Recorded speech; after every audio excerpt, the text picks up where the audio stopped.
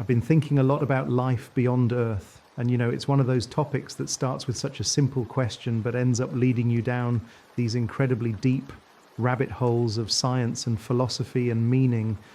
When you're a kid, you look up at the stars and wonder if anyone's out there, right? It's this basic, almost primal curiosity.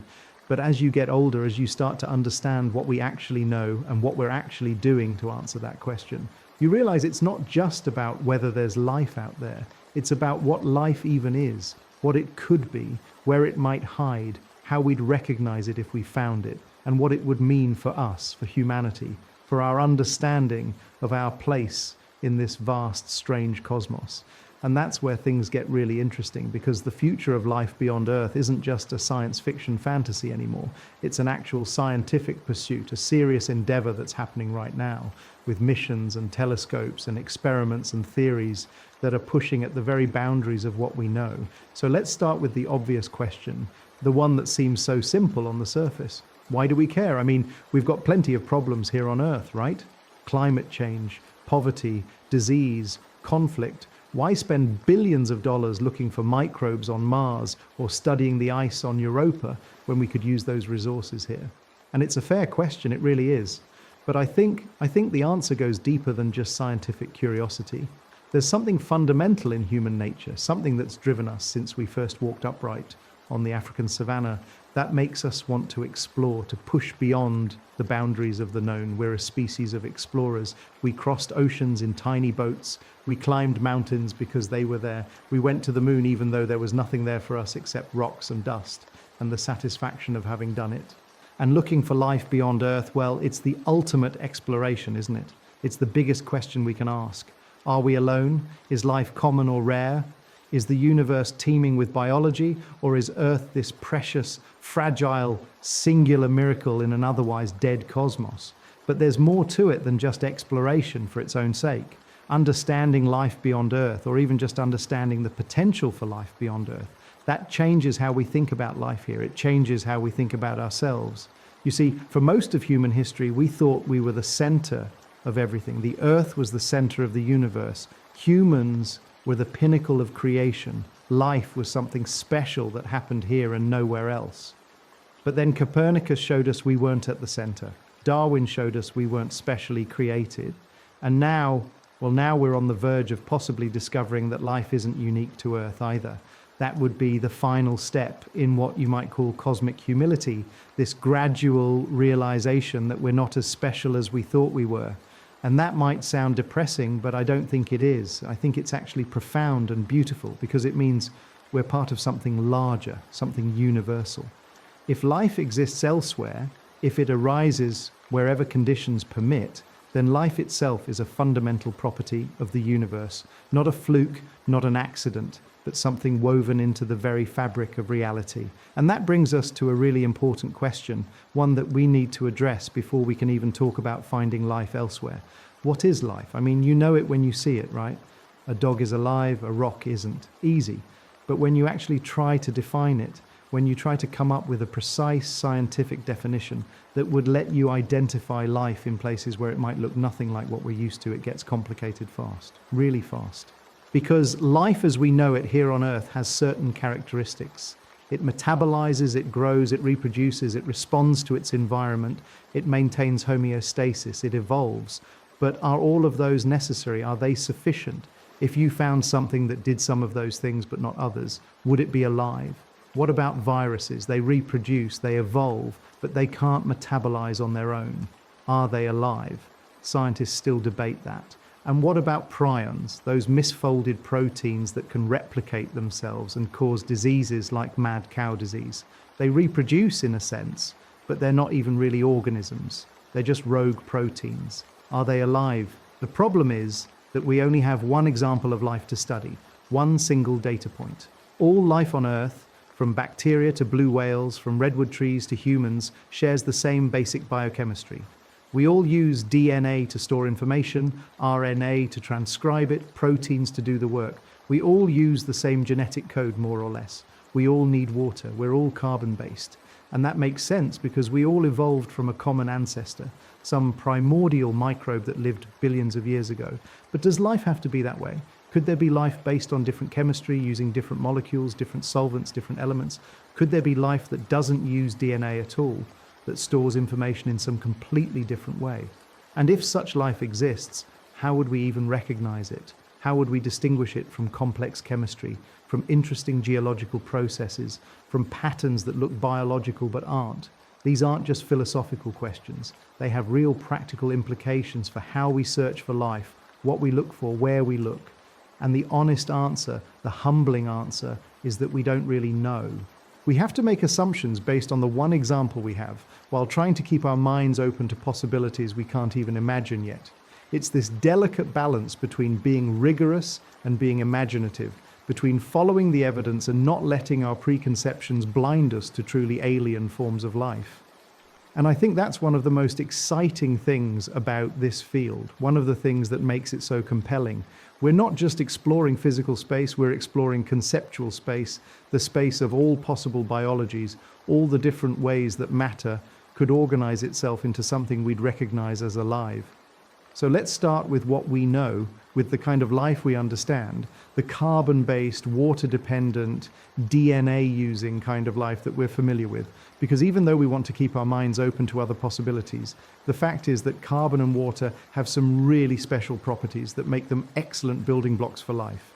Carbon, it's this remarkable element because it can form 4 strong covalent bonds, which means it can create incredibly complex molecules.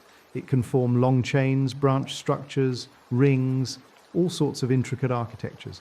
And that complexity, that's essential for life because life requires information storage, catalysis, structure, all of these functions that demand molecular complexity. Silicon, which is right below carbon on the periodic table, can also form 4 bonds, and people sometimes speculate about silicon-based life. But silicon just doesn't have the same versatility. Its bonds aren't as stable, it doesn't form the same diversity of compounds. It's possible, I suppose, but it seems less likely. And water, well, water is this universal solvent. It can dissolve more substances than any other liquid, which makes it perfect for the chemistry of life, for bringing molecules together so they can react. It's abundant in the universe. It remains liquid over a good temperature range, at least at the pressures we find on planetary surfaces. And it has this unusual property where it's less dense as a solid than as a liquid, which is why ice floats, which is why bodies of water freeze from the top down instead of the bottom up, which means aquatic life can survive winters in frozen lakes. There are other solvents that could theoretically support life, ammonia or methane, or even more exotic substances. And we'll come back to that when we talk about places like Titan. But water is what we understand. Water is what we know works. So when we look for life, we start by looking for water, or at least we start by looking for liquid water, because liquid water is where chemistry happens, where molecules can move around and interact and do all the things that life requires. This leads us to what astrobiologists call the habitable zone, sometimes called the Goldilocks zone, that range of distances from a star where temperatures are just right for liquid water to exist on a planet's surface. Not too hot, not too cold. For our Sun, that zone extends from roughly where Venus is to roughly where Mars is, and Earth, of course, is sitting right in the sweet spot. But the habitable zone is more complex than just distance from a star, because a planet's atmosphere matters, its size matters, its geology matters. Venus is technically in the habitable zone, but it's a hellish greenhouse, with surface temperatures hot enough to melt lead. Mars is in the habitable zone too, but it's cold and dry with almost no atmosphere. So being in the habitable zone is necessary but not sufficient. You need the right atmosphere to trap heat, but not too much heat. You need the right magnetic field to protect against radiation. You need the right level of geological activity to recycle nutrients and regulate temperature over long timescales. It's this intricate balance of factors, and Earth manages to hit all of them, at least for now. And that's one of the things that makes the search for life beyond Earth so challenging. We're not just looking for any planet. We're looking for planets that hit this incredibly specific set of conditions. Or are we? Because here's where it gets interesting, where our thinking has evolved over the past few decades.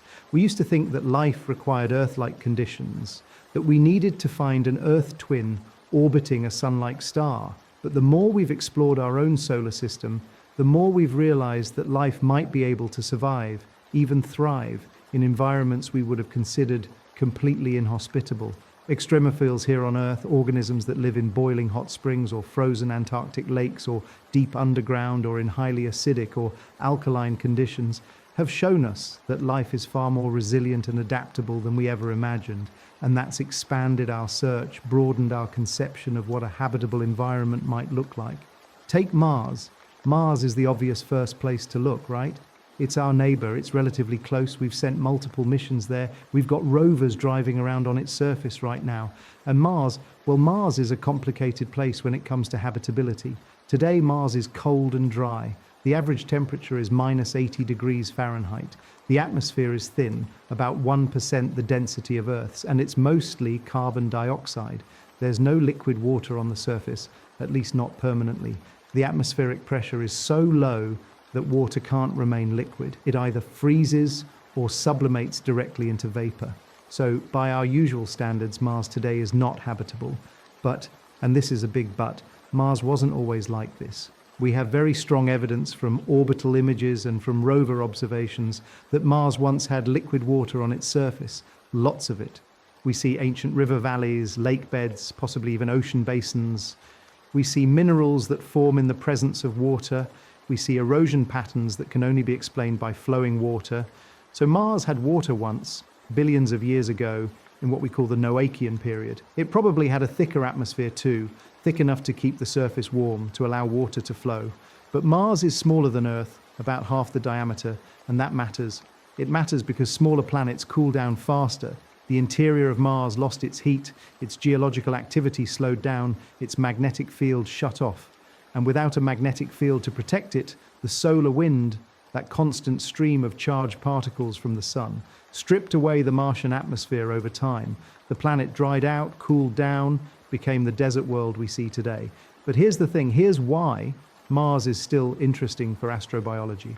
If Mars had liquid water billions of years ago, if it had habitable conditions even for a few 100 million years, could life have emerged there? Could there have been Martian microbes swimming in Martian oceans? And if so, what happened to them when the planet dried out? The answer might be that they died out, that Martian life, if it ever existed, is extinct, leaving behind only fossils or chemical signatures that we might be able to detect. But there's another possibility, one that's maybe even more exciting. Life might have retreated underground. Because even though the Martian surface is hostile today, the subsurface might not be. There could be liquid water underground, melted by geothermal heat from the planet's interior. There could be aquifers, underground lakes, entire ecosystems of microbial life living in the dark, persisting for billions of years while the surface became uninhabitable. And that's what some of our Mars missions are looking for. The Perseverance rover, which landed in Jezero Crater in 2021, is collecting samples from what was once a river delta, looking for signs of ancient life. It's collecting these samples in tubes that will eventually be returned to Earth by a future mission where we can analyze them with much more sophisticated instruments than we can send to Mars. That sample return mission, it's ambitious, it's expensive, but it could be the thing that finally answers the question of whether life ever existed on Mars. But even before we get those samples back, we're looking for other signs. We're looking at the chemistry of Martian rocks and soil, looking for organic molecules, looking for isotope ratios that might indicate biological processes. We're studying the Martian atmosphere, looking for gases like methane that could potentially be produced by microbes. And the methane thing, that's been interesting and controversial. There have been detections of methane in the Martian atmosphere, but they're sporadic and localized, and we're not sure what's producing it. It could be geological, it could be biological, we just don't know yet. And that uncertainty, that's frustrating, but also kind of thrilling, because it means we're right on the edge of discovery, right at that moment where the answer could go either way. Now let's think beyond Mars for a moment, because while Mars gets a lot of attention as the most Earth-like planet in our solar system, it's not actually the most promising place to look for life. That distinction, surprisingly, might belong to some of the moons of the outer solar system. And this is where our understanding of habitability has really evolved, where we've had to completely reimagine what a habitable world might look like.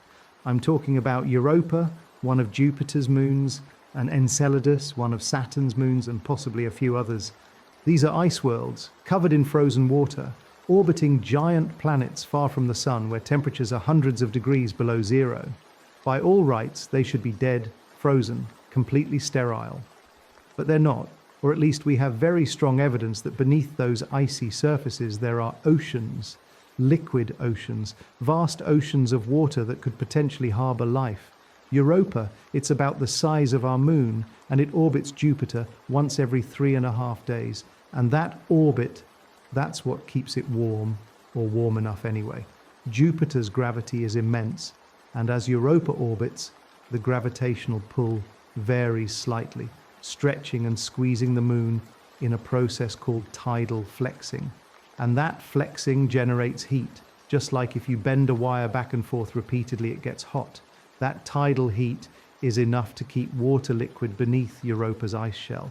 We know this because we've studied Europa's surface with spacecraft like Galileo, and more recently with the Hubble telescope and the James Webb Space Telescope.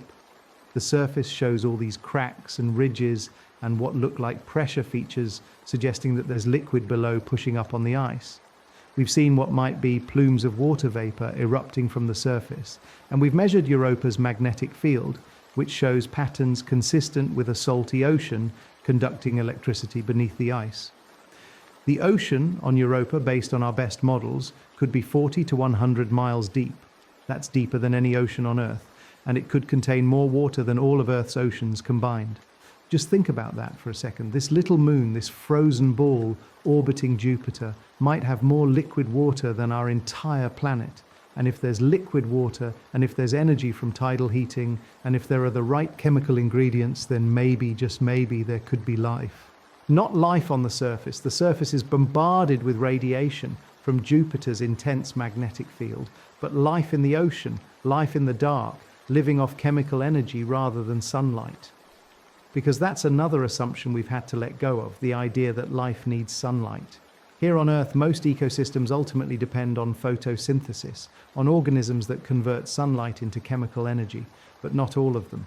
There are ecosystems at the bottom of the ocean, around hydrothermal vents, where sunlight never reaches, where life is based entirely on chemosynthesis, on bacteria that get energy from chemical reactions involving hydrogen sulfide and other minerals spewing from the vents.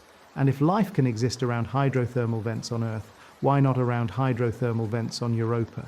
If Europa's ocean floor has volcanic activity, and it probably does given the tidal heating, then there could be vents, there could be chemistry, there could be energy to power ecosystems. It's completely plausible.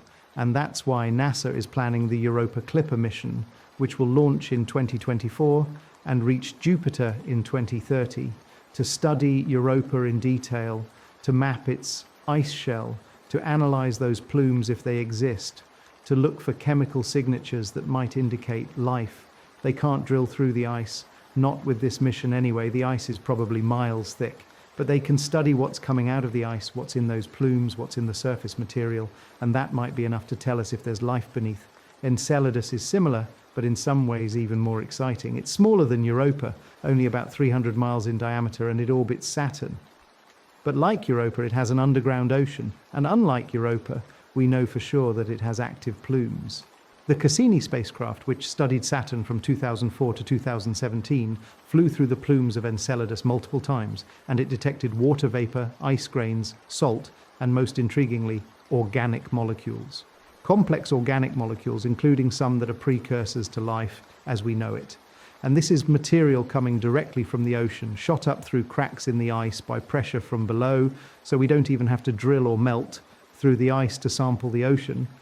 We can just fly through the plume and collect the material. And what Cassini found, it's tantalizing. It found silica particles that suggest hydrothermal activity on the ocean floor. It found molecular hydrogen, which on Earth is often produced by reactions between hot water and rock, reactions that can provide energy for life. It found molecules that on Earth are only produced by biological processes, though they can also be produced abiotically under the right conditions. So is there life on Enceladus? We don't know. What Cassini found is consistent with life, but it's not proof of life. You need more detailed analysis. You need to look for more specific biosignatures. You need to rule out non-biological explanations. But the fact that we found organic molecules and molecular hydrogen and signs of hydrothermal activity all in the same place, that's incredibly promising. It suggests that Enceladus has all the ingredients needed for life, all the things we think are necessary. Whether life actually arose there, whether it's there now, those are still open questions. But they're questions we can potentially answer with future missions. There's a proposed mission called Enceladus Life Finder that would fly through the plumes with more sophisticated instruments than Cassini had, specifically designed to look for signs of life. Or there could be a lander mission that could sample the surface material in detail. These missions haven't been funded yet, but they're being seriously considered, and they might fly within the next couple of decades. Now, if we're talking about weird environments where life might exist, we can't skip Titan. Titan is Saturn's largest moon, bigger than Mercury, the only moon in the solar system with a substantial atmosphere. And Titan's atmosphere, it's thick, denser than Earth's, mostly nitrogen like Earth's, but with a lot of methane too. And the methane, that's what makes Titan so interesting and so strange, because Titan is cold, really cold, about minus 290 degrees Fahrenheit. At those temperatures, water is rock hard, but methane can be liquid. And on Titan, methane plays the role that water plays on Earth. It rains methane. It forms rivers and lakes and seas of liquid methane. The Cassini mission mapped Titan's surface with radar and found these vast hydrocarbon lakes, especially near the North Pole. Lakes of liquid methane and ethane hundreds of miles across, fed by methane rivers, evaporating to form methane clouds that rain back down. It's this complete hydrological cycle, but instead of water, it's methane. So could there be life in Titan's lakes? Life based not on water, but on methane? It seems impossible, but scientists have actually thought about this seriously. They've proposed theoretical biochemistries that could work in liquid methane using different molecules, different structures adapted to those incredibly cold temperatures. It would be slow because chemical reactions are much slower at those temperatures, but it might be possible. And we've detected complex organic molecules in Titan's atmosphere, these long chains of carbon and hydrogen called tholins that form when methane is broken apart by sunlight and then recombines in various ways. Titan's atmosphere is this chemical laboratory, constantly producing organic compounds, and those compounds rain down onto the surface. So there's this constant supply of organic material, and if there's chemistry happening in the lakes, if there are reactions occurring that we can't predict from our Earth-based understanding, then maybe something interesting is going on. But here's the thing about Titan, and this is something people often don't realize. Titan might also have a water ocean, like Europa and Enceladus, beneath its icy crust. We have evidence for this from the way Titan responds to Saturn's gravity, the way its shape changes slightly as it orbits. That suggests there's a liquid layer inside, and it's probably water with ammonia dissolved in it, which would keep it liquid at Titan's internal temperatures. So Titan might have two completely different environments where life could potentially exist. Life in the methane lakes on the surface, which would be utterly alien, nothing like anything on Earth, and life in the water ocean below, which might be more similar to what we'd expect. We could potentially search for both kinds of life with future missions. NASA is planning a mission called Dragonfly, a nuclear-powered helicopter drone that will fly around Titan's surface, landing at multiple sites to study the chemistry. It's scheduled to arrive at Titan in the 2030s, and it might be able to tell us if there's anything interesting happening in those hydrocarbon lakes. Let me pull back for a moment and think about what all this means, because we've been talking about these specific places, Mars and Europa and Enceladus and Titan. But the bigger picture is that our solar system, just our solar system, has multiple worlds where life might potentially exist. Not definitely, not certainly, but potentially.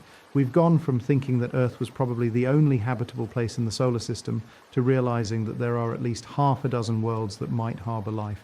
And we haven't even looked at all of them in detail yet. There are other moons that might have subsurface oceans. Ganymede, Jupiter's largest moon, probably has one. Callisto might too. There are moons of Uranus and Neptune that we barely know anything about, but that could be interesting. The point is, our solar system is much more interesting, much more potentially alive than we thought even just 20 or 30 years ago. And if our solar system, which isn't particularly special, which orbits an average star in an average galaxy, has multiple potentially habitable worlds, what does that say about the rest of the universe? There are somewhere between 100 and 400 billion stars in our galaxy. Many of them, most of them probably, have planets. We've discovered thousands of exoplanets already, planets orbiting other stars, and we've barely scratched the surface. The Kepler mission, which ran from 2009 to 2018, found over 2,000 confirmed exoplanets by watching stars and looking for the tiny dimming that occurs when a planet passes in front of them. And based on Kepler's data, astronomers estimate that there could be as many planets as there are stars in the galaxy, maybe more. And a significant fraction of those planets are in their stars' habitable zones, where liquid water could exist.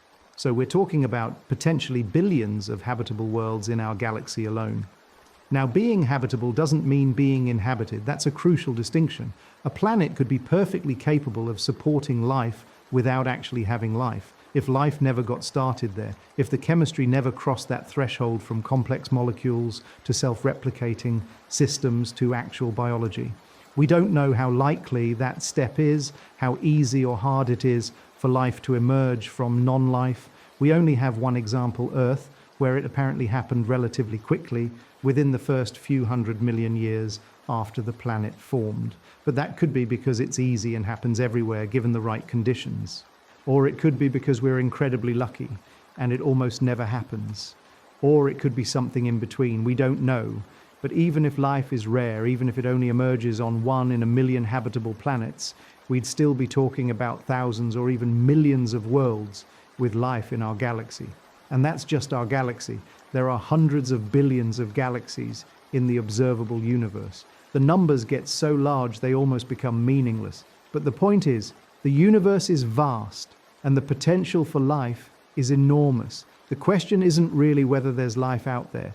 The question is how common it is, what forms it takes, how complex it gets, whether it develops intelligence, whether it develops technology, whether it tries to communicate or expand or just lives quietly on its homeworld until its star dies. And that brings us to what's probably the most profound question in all of astrobiology, the one that keeps people up at night, the one that has philosophers and scientists arguing in bars and conference rooms, the Fermi paradox. Named after physicist Enrico Fermi, who supposedly asked during a lunch conversation in 1950, where is everybody? If life is common, if intelligence is common, if technological civilizations are common, then where are they? Why haven't we seen any evidence of them? Why haven't we detected their radio signals, their spacecraft, their megastructures, any sign of their existence? The galaxy is old, about 13 billion years. Stars formed long before our sun. If intelligent life arose elsewhere, even if it's rare, there should be civilizations millions or even billions of years older than us.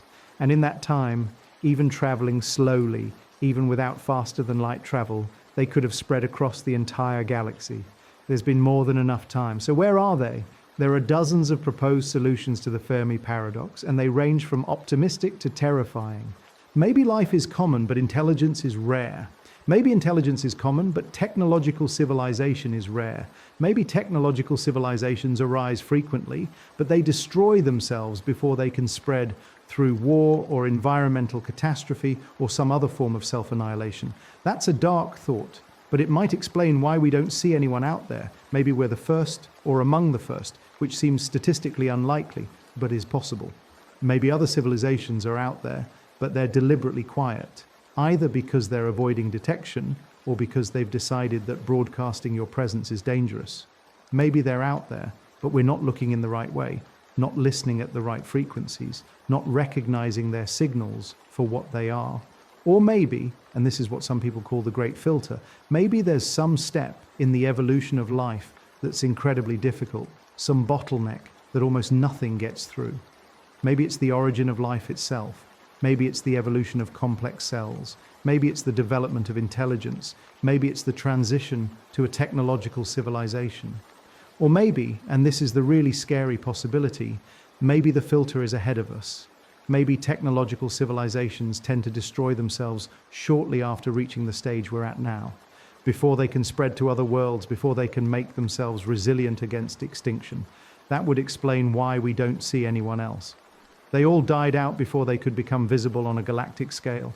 And if that's true, it means we're approaching the filter ourselves. And our survival depends on whether we can navigate past it, whether we can avoid the traps that others have fallen into. We don't know which of these explanations is correct, or if any of them are correct. But thinking about them, wrestling with them, that changes how you see things. It makes the search for life beyond Earth more than just an abstract scientific question. It makes it urgent, essential, because the answer might tell us something crucial about our own future. If we find life on Mars or Europa, even if it's just microbes, that tells us that life is probably common in the universe, that the origin of life isn't the great filter. If we find intelligent life, or even signs that intelligent life once existed, that tells us that intelligence isn't impossibly rare. But if we keep looking and don't find anything, if the galaxy remains silent no matter how hard we search, that might be telling us something too, something uncomfortable about the challenges ahead of us.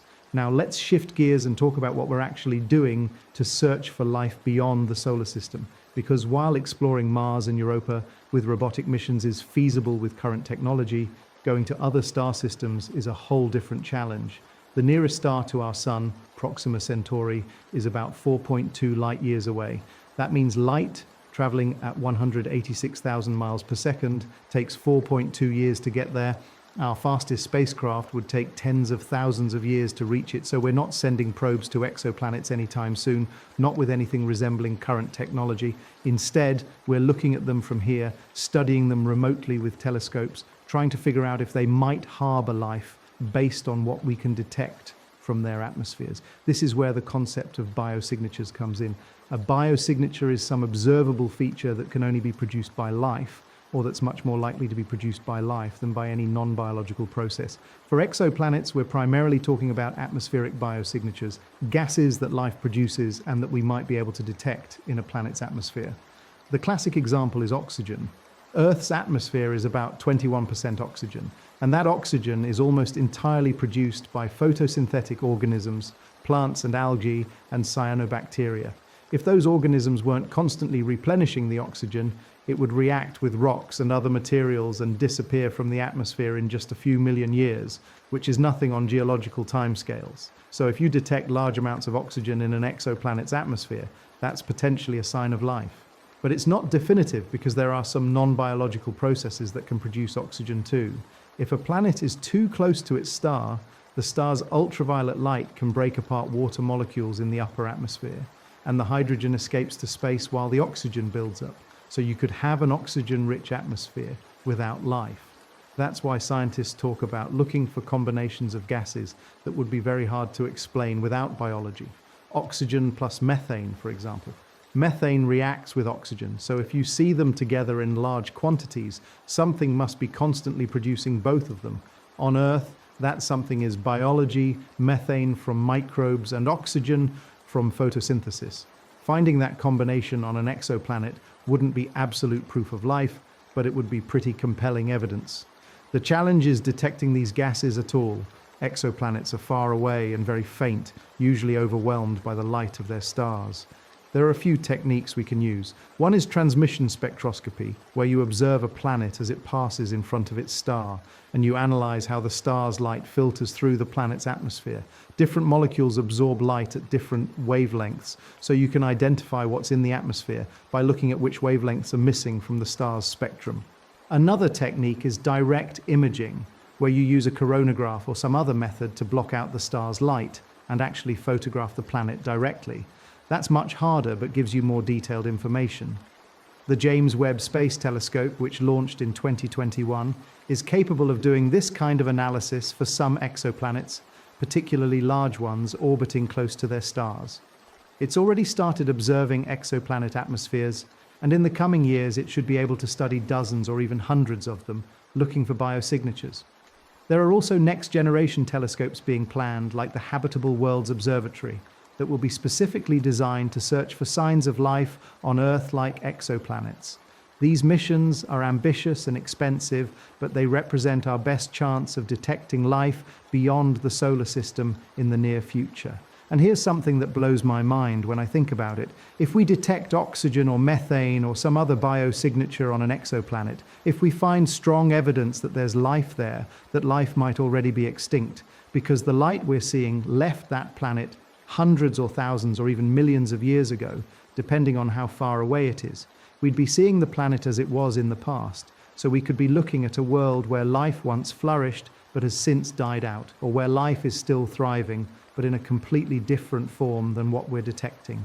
It's this strange temporal dislocation, this looking back in time that's inherent to astronomy.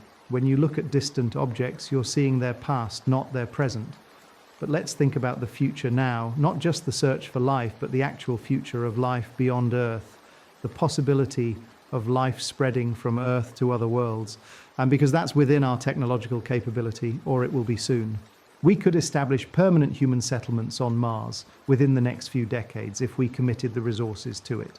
We could potentially have bases on the Moon, mining operations on asteroids, research stations orbiting the outer planets. And eventually, if we survive long enough and develop the technology, we could send humans to other star systems, to exoplanets that might be habitable or that we could make habitable. This is where the concept of terraforming comes in. The idea of deliberately modifying a planet's environment to make it more Earth-like, more suitable for human life and Earth life in general. Mars is the obvious candidate for terraforming because it's relatively close and it once had conditions similar to early Earth. The basic idea would be to warm up Mars and thicken its atmosphere so that liquid water could exist on the surface. You could do this by releasing greenhouse gases, either by importing them from elsewhere or by releasing carbon dioxide trapped in Mars's polar ice caps and in its soil. If you could warm up Mars enough, the CO2 would sublimate, thickening the atmosphere, trapping more heat, causing more CO2 to sublimate in a positive feedback loop. Eventually you might get to the point where water ice melts and you have liquid water again, but there are huge challenges. Mars doesn't have a magnetic field anymore, so the solar wind would continue stripping away any atmosphere you created, though that would happen over millions of years, so it's not an immediate problem. Mars has lower gravity than Earth, which might cause health problems for humans living there long term.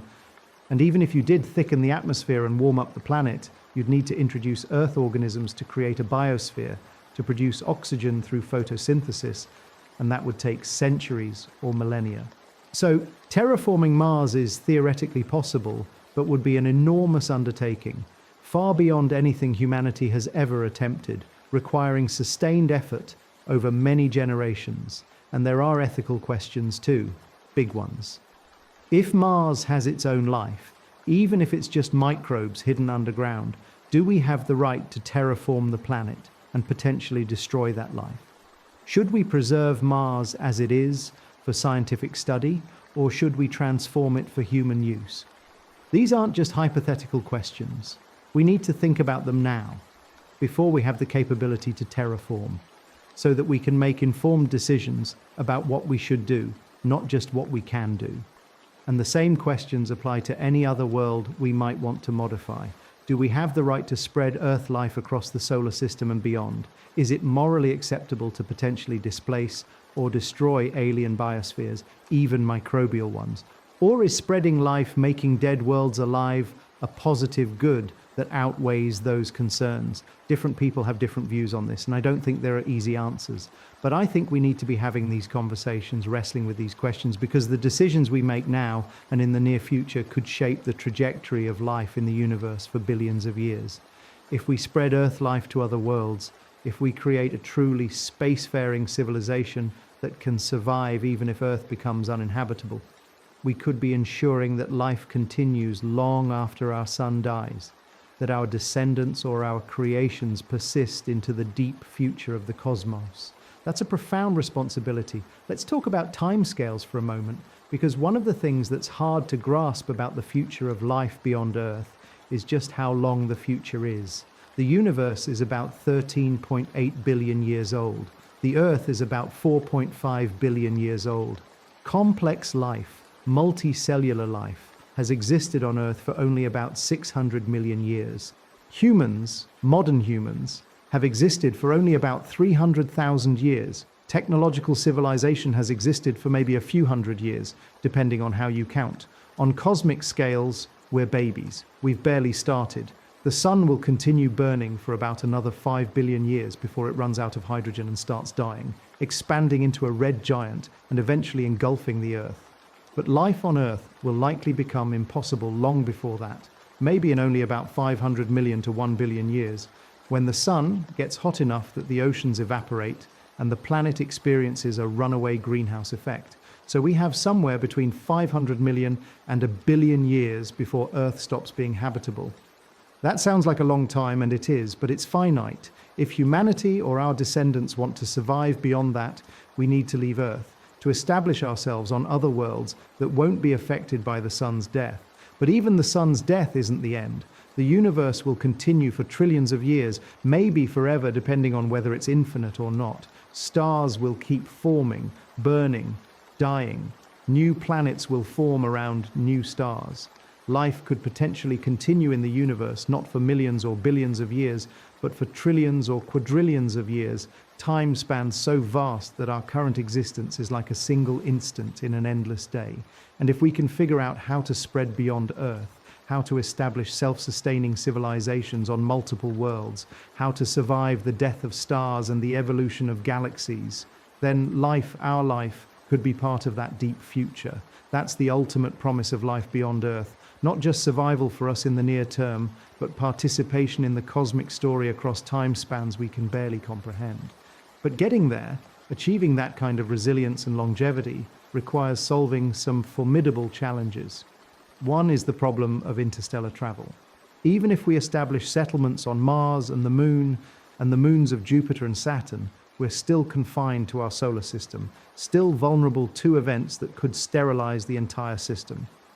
To truly ensure long-term survival, we need to reach other star systems, to establish ourselves around other suns. And with current technology, that's essentially impossible. The distances are too great, the energies required are too enormous, the timescales are too long. The nearest stars are light years away. Our fastest spacecraft, the Voyager probes that left the solar system decades ago, are traveling at about 40,000 miles per hour, which sounds fast, but is only about 0.006% the speed of light. At that speed, reaching Proxima Centauri would take over 70,000 years. You can't send humans on a 70,000-year journey, not with any technology we currently have or can envision developing in the near future.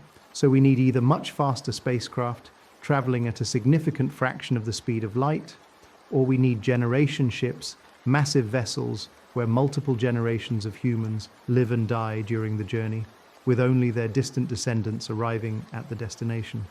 Both options have problems.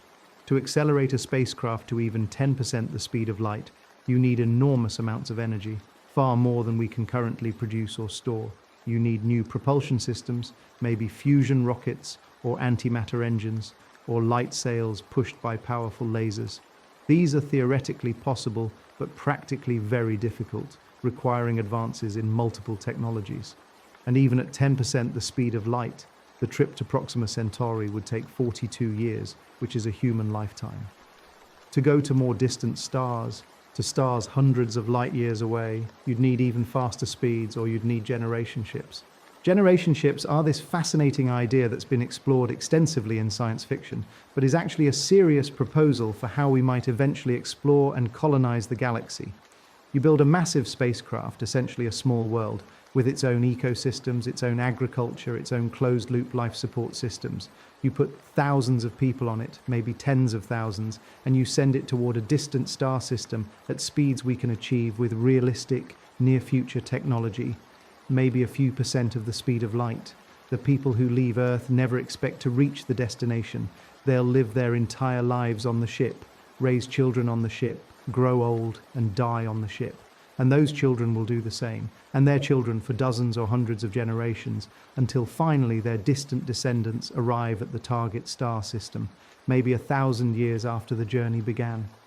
It's a romantic idea, in some ways, but also a challenging one. Both technically and socially. You need to keep the systems running perfectly for centuries, with no failures, no breakdowns that can't be repaired.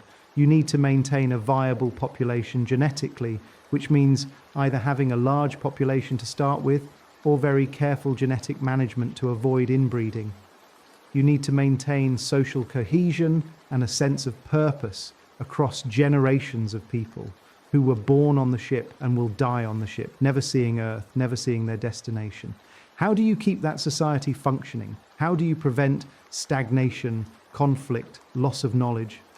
These aren't just engineering questions, they're anthropological and psychological questions, and we don't have good answers yet.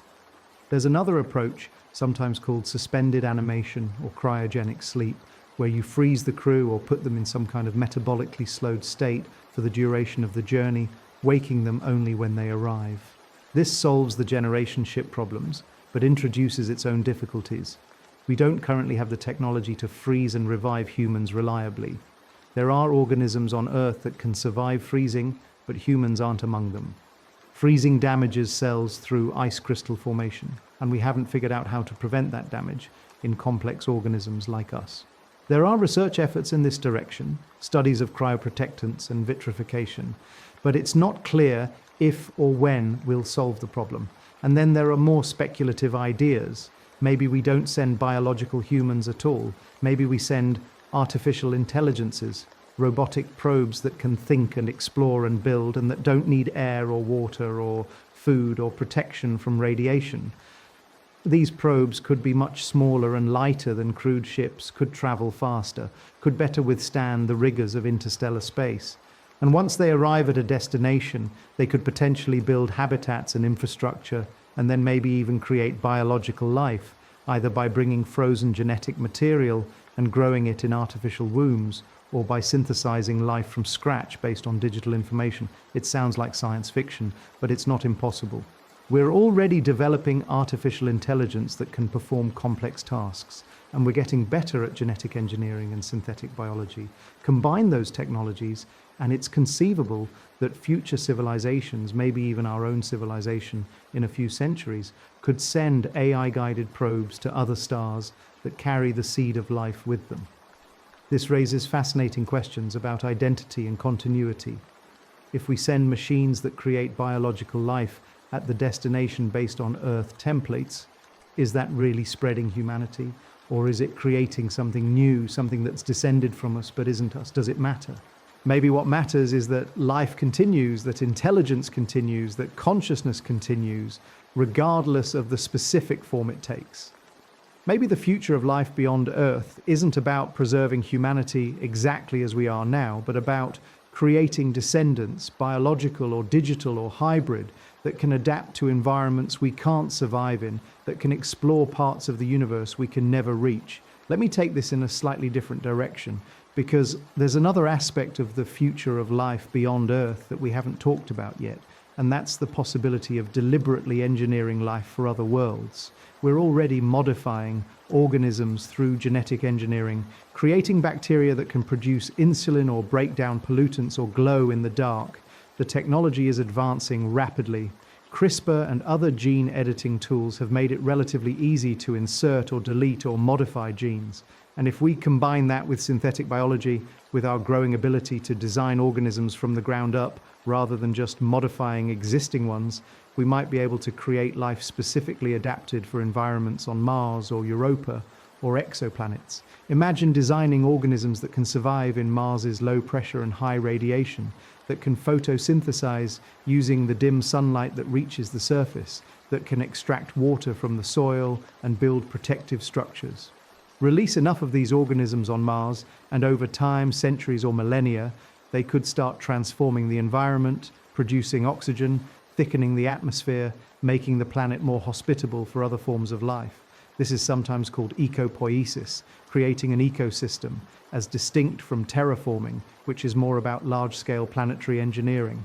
Ecopoiesis might be a gentler, more gradual approach, letting biology do the heavy lifting rather than relying entirely on technology. But again, ethical questions. If we create new forms of life, organisms that have never existed on Earth, what are our responsibilities toward them? What rights do they have? What happens if they evolve in ways we didn't intend, if they become something other than what we designed? And what if we inadvertently create something dangerous, something that could harm existing life either on Earth or elsewhere. These aren't idle concerns. Biology is complex and unpredictable, and our understanding of it, while growing, is still incomplete. We could make mistakes, big ones. And yet, despite the risks, I think this is probably the future we're heading toward. Not immediately, not recklessly, but eventually, because the drive to explore, to expand, to create and modify and improve, that's fundamental to who we are as a species. We've been doing it for thousands of years in agriculture, in animal domestication, in every technology we've ever developed. Extending that into space, using biological and technological tools to make other worlds habitable or to create life forms that can thrive in alien environments, that's a natural extension of what we're already doing. The question isn't whether we'll do it, but how we'll do it, what safeguards we'll put in place, what values will guide our decisions. Now, I want to circle back to something we touched on earlier, the question of what life even means and how that might change in the future. Because when we talk about the future of life beyond Earth, we're usually implicitly talking about life as we know it, carbon-based biological life, either Earth life spreading to other worlds or alien life that we might discover that's similar to Earth life in its basic chemistry. But life might not be limited to biology. There's this concept of artificial life, of digital life, of machine intelligence that might be considered alive in some meaningful sense, even though it's not biological. We're already creating artificial intelligences that can learn, adapt, solve problems, even create art and music and literature. These systems are getting more sophisticated rapidly. And while current AI isn't alive in any traditional sense, it doesn't reproduce or metabolize or have its own goals beyond what we program into it. It's not hard to imagine future AI systems that do have those properties, that are autonomous and self-directed and capable of evolving. If we create such systems, if they can reproduce by creating copies of themselves, if they can adapt to new environments, if they can pursue goals and make decisions, would they be alive? Would they deserve moral consideration? Would they have rights? These questions become especially important when we think about spreading beyond Earth, because artificial intelligences might be better suited than biological organisms for many space environments. They don't need air or water or food. They can withstand extreme temperatures and radiation levels that would kill biological life. They can operate in the vacuum of space without protection. They could potentially explore and colonize the galaxy far more easily than biological organisms could. And if they're truly intelligent, truly conscious, truly alive in some meaningful sense, then their spreading across the cosmos might be just as significant, just as valid as biological life spreading. This leads to some genuinely strange possibilities for the far future. Maybe the future of life beyond Earth isn't biological at all. Maybe it's digital, with vast networks of machine intelligences exploring the universe, building megastructures, processing information on scales we can barely imagine. Maybe those intelligences will have descended from human-created AI, or maybe they'll be the descendants of alien AI, or maybe they'll arise independently in multiple places. And maybe biological life, organic life like us, will eventually be seen as a primitive stage, something that was necessary to get to intelligence, but that's superseded once intelligence becomes capable of designing and building its own substrates, its own bodies and minds that are more durable and adaptable than the fragile wet machinery of biology. Or maybe not. Maybe biology has advantages we haven't fully appreciated. Flexibility and resilience and creativity that come from its messiness, its complexity, its evolutionary heritage. Maybe the future will be hybrid with biological and artificial intelligence, coexisting and cooperating, each doing what it does best. We could have biological humans living on planets and moons, supported by ecosystems of Earth organisms and engineered organisms, while artificial intelligences explore the voids between stars and the most hostile environments, sending back information and resources. That seems plausible to me, a future where life is diverse, where it takes many forms, where the boundary between biological and artificial becomes blurred and maybe irrelevant. And all of this, all these possibilities, they hinge on decisions we're making now and will make in the coming decades and centuries. The future isn't fixed. It's not predetermined. It depends on what we choose to do, how we choose to develop technology, how we choose to treat other forms of life, whether biological or artificial, whether Earth-based or alien. And I think that's both empowering and terrifying. Empowering because it means we have agency, we have the ability to shape the future. Terrifying because it means we have responsibility, we can make mistakes, and those mistakes could have consequences that reverberate across deep time. Let's think about the discovery of alien life for a moment, because if and when we find life elsewhere, whether it's microbes on Mars or intelligent civilizations on distant exoplanets, that's going to change everything. It'll change science, obviously, giving us new biology to study, new examples of how life can work, maybe new physics and chemistry, if alien life uses principles we haven't discovered yet. But it'll change more than just science. It'll change philosophy, religion, politics, culture, our entire sense of ourselves and our place in the universe. If we find microbial life on Mars or Europa, that tells us life is probably common, that the origin of life isn't a miracle that happened once, but a natural process that occurs wherever conditions permit. That would be huge for science, but it wouldn't necessarily change everyday life for most people on Earth. But if we detect signs of complex life on an exoplanet, forests and oceans teeming with alien organisms, that's more significant. That tells us that life doesn't just arise, but can evolve complexity, can develop ecosystems, can persist for geological timescales. And if we detect signs of intelligence, if we receive a signal from another technological civilization, that's paradigm shattering. That tells us we're not alone, not the only minds in the universe, that whatever happened here has happened elsewhere at least once, and maybe many times. How would humanity react to that? It's hard to predict. Some people would be excited, eager to learn about the alien civilization, to communicate if possible. Others would be frightened, worried about the implications, about whether they're friendly or hostile. Religions would have to grapple with what it means for their theologies, whether aliens have souls, whether they need salvation, how they fit into humanity's cosmic role if humanity has one. Governments would have to decide whether to reply, how to reply, what to say on behalf of Earth. Scientists would have a million questions about their biology, their technology, their history, their culture, and there'd be this strange mix of connection and isolation. Because even if we detect aliens, even if we know they're out there, the distances are so vast that meaningful communication might be impossible. The nearest star is 4 light years away. That means a message would take 4 years to get there and 4 years for a reply to come back. An 8-year round trip, and that's the nearest star. Most stars are much farther away. If we detect a civilization 1,000 light years away, which is actually pretty close on galactic scales, a single exchange of messages would take 2,000 years. Civilizations rise and fall in that time. Languages change, cultures evolve, technologies advance. We might send a message, and by the time the reply comes back, humanity might be so different that we barely recognize ourselves. So even if the universe is full of intelligent life, even if there are millions of technological civilizations in our galaxy, they might be functionally isolated from each other, each developing independently, occasionally detecting signs of others, but never truly meeting, never truly communicating in any meaningful way. That's a lonely thought, but it might be the reality. Space is big, time is long, and the speed of light, while fast by human standards, is painfully slow on cosmic scales. But maybe that isolation is temporary. Maybe eventually, if civilizations survive long enough and develop the right technologies, they can overcome the distance, can establish physical presence across multiple star systems, can create a network of worlds and stations and habitats that spans the galaxy. That would take a very long time, thousands or millions of years at least, and it would require sustained effort across countless generations. But it's not impossible. The galaxy is old enough, has been suitable for life for long enough, that if any civilization started this process even just a few million years ago, they could potentially be spread across much of the galaxy by now.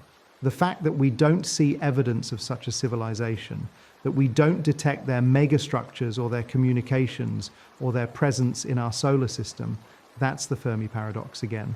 And it's genuinely puzzling. Maybe we're early. Maybe we're among the first civilizations to reach this stage. And in a few million years, the galaxy will be full of life, full of intelligent species and their creations. But right now, it's still mostly empty, still mostly quiet, waiting for the first civilizations to spread and fill it. That would make us special in a way, not because we're unique, but because we're pioneers, among the first to reach out into the cosmos. It's a romantic notion, but it might be true. Or maybe the galaxy is already full of life. but it's hiding, staying quiet, deliberately, either because they've decided that broadcasting is dangerous or because they're waiting to see if we'll survive, if we'll prove ourselves capable of joining whatever galactic community exists. There's this idea called the zoo hypothesis, that Earth is being observed by advanced aliens, but they're not making contact because they want to study us without interfering, like scientists studying animals in a nature preserve. It's possible, but it seems a bit anthropocentric, a bit too much like what we would do. Alien civilizations, if they exist, might think in ways completely different from us, might have goals and values we can't imagine, might not care about us at all. Or maybe the answer to the Fermi paradox is simpler and darker. Maybe technological civilizations just don't last very long. Maybe there's something about reaching our level of technology, something about having the power to split atoms and change the climate and create artificial intelligence that makes extinction likely. Maybe most civilizations destroy themselves within a few centuries of developing technology, through war or environmental collapse or uncontrolled AI or something else we haven't thought of. That would explain why the galaxy seems empty. Not because life is rare, not because intelligence is rare, but because the lifespan of technological civilization is short, too short for any significant spread across the galaxy, too short for building detectable megastructures, too short for most civilizations to overlap in time and space enough to encounter each other. If that's true, if we're approaching our own critical period, then the future of life beyond Earth depends very much on whether we can avoid the pitfalls that might have destroyed others. Can we manage our technology wisely? Can we avoid nuclear war, environmental catastrophe, the risks of advanced AI? Can we cooperate globally to solve problems that affect all of us? Can we think long-term across generations and centuries, rather than just focusing on immediate concerns? These are questions about governance and culture and values, not just about science and technology, and they might be the most important questions for determining whether we have a future among the stars. I think one of the things that gives me hope is that we're at least asking these questions, at least thinking about them seriously. We're studying existential risks, trying to understand what could go wrong and how to prevent it. We're developing international cooperation on issues like climate change and nuclear proliferation, even if progress is slow and imperfect. We're having conversations about the ethics of AI development, the responsibilities that come with genetic engineering, the need to preserve Earth's environment even as we look to expand beyond it. These conversations, these efforts, they matter. They might be what determines whether we survive long enough to become a truly spacefaring civilization. And there's another source of hope, which is that spreading beyond Earth, establishing permanent settlements on other worlds, that itself makes us more resilient. Right now, all of humanity lives on one planet. We're all vulnerable to the same threats, the same catastrophes, an asteroid impact, a global pandemic, a nuclear war. Any of these could potentially wipe out or severely damage our entire civilization. But if we're on Mars and the Moon and orbiting habitats, and maybe eventually other star systems, we're harder to kill. No single event can threaten all of us. That redundancy, that distribution across multiple worlds, that's how life achieves long-term survival on Earth.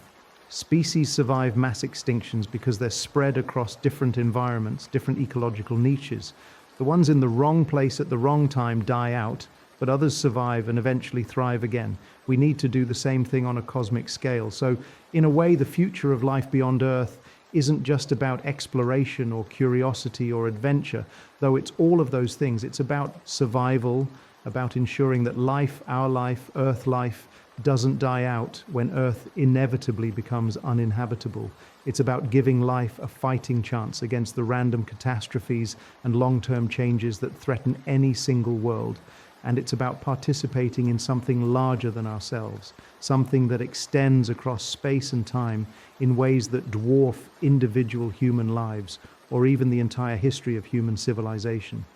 When you think about it that way, when you think about the deep future, the trajectory of life across billions of years, our current moment is just a transition point, a brief instant in a much longer story. We're at the stage where life is just beginning to leave its home world, just starting to understand that there's a larger universe out there, just developing the capabilities to reach other worlds, even if we're still clumsy and limited in our abilities. In 1,000 years, if we succeed, future humans or post-humans or whatever our descendants are might look back at this era the way we look back at early explorers setting sail across unknown oceans, or at early humans walking out of Africa into the rest of the world. It'll be seen as the beginning of something momentous, the first tentative steps of a journey that eventually led to life spreading across the galaxy and beyond.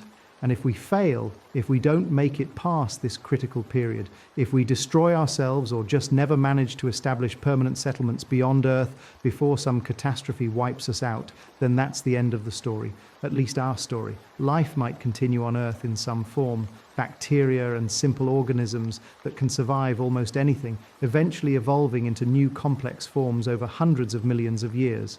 But humanity would be gone, and the opportunity for Earth life to spread to the stars might be lost, at least until intelligence evolves again, which might never happen or might take so long that Earth is no longer habitable. So this moment, our moment, it matters enormously.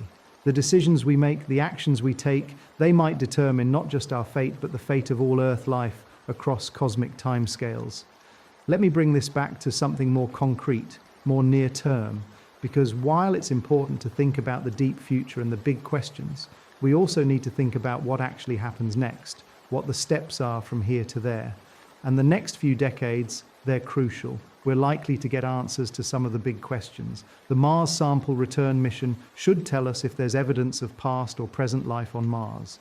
The Europa Clipper and future Enceladus missions should tell us if those ocean worlds are habitable and maybe if they're inhabited. The James Webb Space Telescope and its successors should detect biosignatures on exoplanets if they're there to be detected, and will continue developing the technologies needed for long-term space settlement, better propulsion, better life support, better radiation protection, better ways of extracting resources from asteroids and moons, and we're likely to see the first permanent human settlements beyond Earth. The Moon first, probably, with bases for research and resource extraction, then Mars, with initial outposts growing into larger settlements. These won't be easy or quick. The challenges are enormous, technical and financial and political, but they're being worked on by NASA and ESA and private companies like SpaceX and Blue Origin, by China and India and other nations, by an increasingly global space community. The momentum is building. The vision of humanity as a multi-planet species, once pure science fiction, is becoming a serious goal that serious people are working toward with serious resources. And maybe, just maybe, we'll get that first definitive signal from an alien civilization, that message that tells us we're not alone. I don't know if that'll happen in my lifetime, in my children's lifetime, or ever. The probability is hard to calculate because we don't know how common intelligent life is, how long civilizations last, how likely they are to broadcast signals we can detect. But we're looking with programs like SETI, the Search for Extraterrestrial Intelligence, scanning the sky for radio signals or laser pulses or any other signs of technological civilizations. And we're getting better at it with more sensitive instruments, more sophisticated search algorithms, more coverage of the sky. If there's anyone out there broadcasting, we have a better chance of detecting them now than ever before. What would we do if we detected a signal? There are protocols, recommendations developed by the international scientific community about how to verify the detection, who to notify, how to announce it to the world, whether and how to reply. But they're just recommendations. There's no binding agreement, no world government that can speak for all of humanity.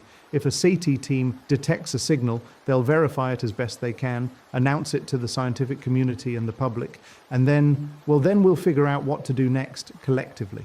It'll be messy and complicated, and there'll be disagreements, but it'll also be one of the most significant moments in human history, a pivot point where we go from thinking we might be alone to knowing we're not.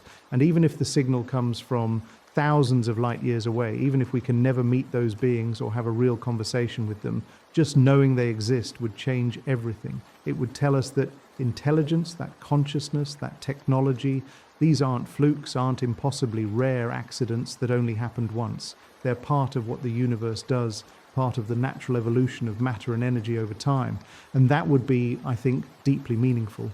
It would situate us in a context, give us a sense of being part of a larger community, even if that community is spread across vast distances and long times. But we don't have to wait for alien signals to find meaning in all of this.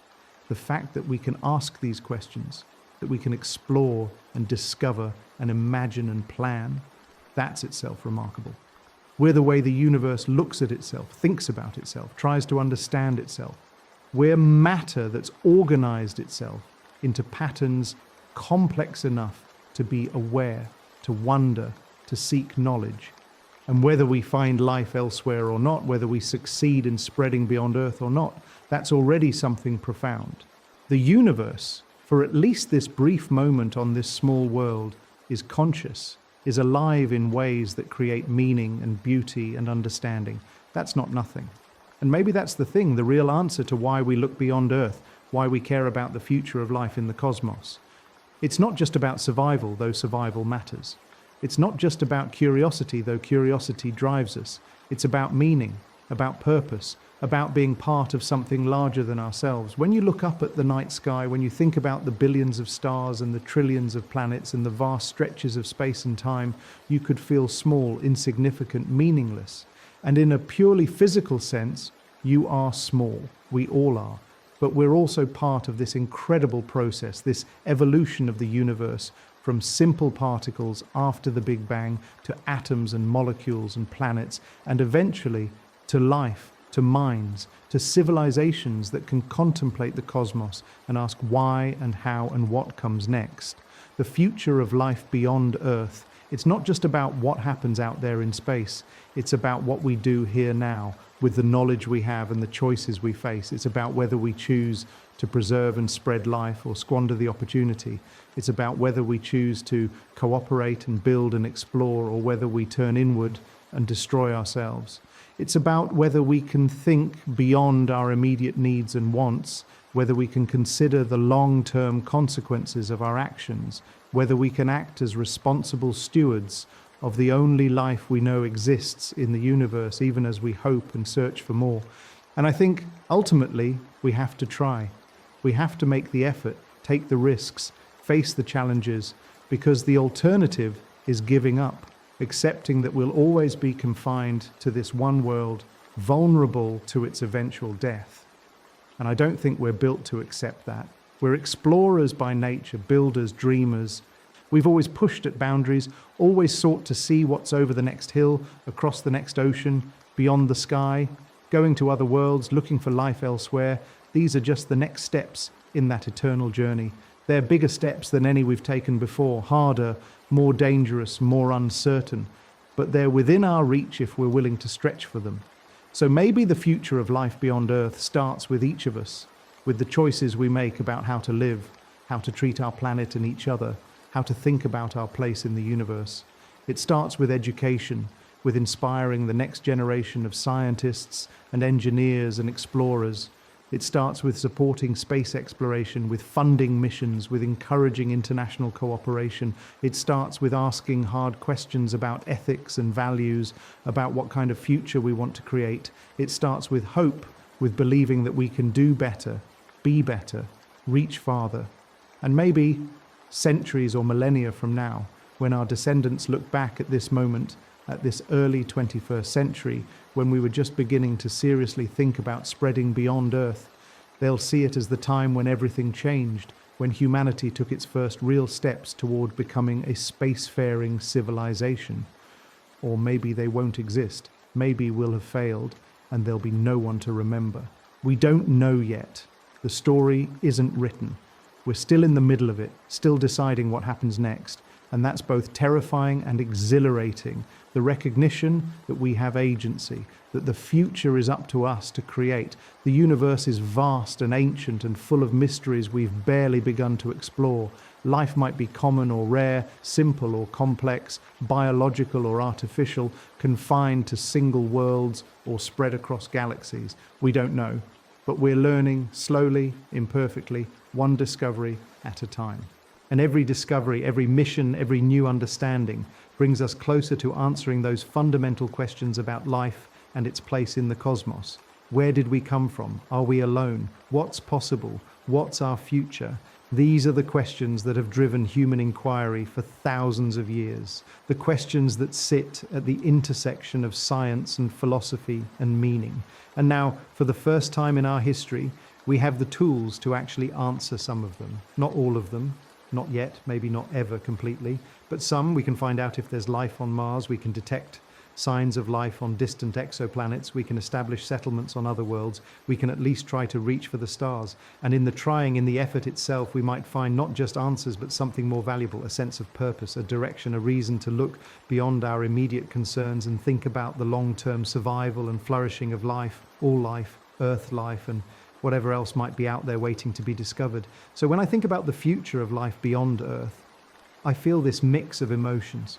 Excitement about what we might discover, what we might achieve, anxiety about the challenges we face, the mistakes we might make, hope that we'll figure it out, that we'll find a way forward, humility about how much we don't know, how much we're still learning, and wonder, always wonder, at the sheer vastness and strangeness and beauty of the universe we find ourselves in, because we're part of this incredible cosmic story, this evolution from nothing to something, from simple to complex, from dead matter to living, thinking, dreaming beings who can look up at the stars and imagine going there. And maybe that's enough. Maybe the fact that we can imagine it, that we can work toward it, that we can hope for it, even knowing that we might fail, maybe that's what makes us human, what gives our brief lives meaning in an ancient universe. We're not eternal, not individually, but we're part of something that could be part of a chain of life that extends back billions of years and could extend forward billions more if we make the right choices. And that connection, that continuity, that participation in something larger than ourselves that might be as close as we get to immortality, to transcending our individual limitations. The future of life beyond Earth is still being written. We're the authors, all of us, through our actions and decisions and dreams. And the story could go many ways. It could be a tragedy, a warning about the dangers of intelligence and technology. It could be a comedy full of mistakes and absurdities, but ultimately successful. It could be an epic, spanning galaxies and eons, telling of life's triumph over entropy and death. Or it could be a quiet tale, just life persisting, adapting, continuing in small ways on a few worlds around a few stars in one corner of one galaxy. We don't know yet, but we're finding out. And that's the adventure, isn't it? Not knowing how it ends, but being here for it, participating in it, trying to shape it toward the outcomes we hope for. The universe doesn't owe us a happy ending. It doesn't owe us anything, but it offers us possibilities, opportunities, chances to explore and learn and grow and spread and become more than we are.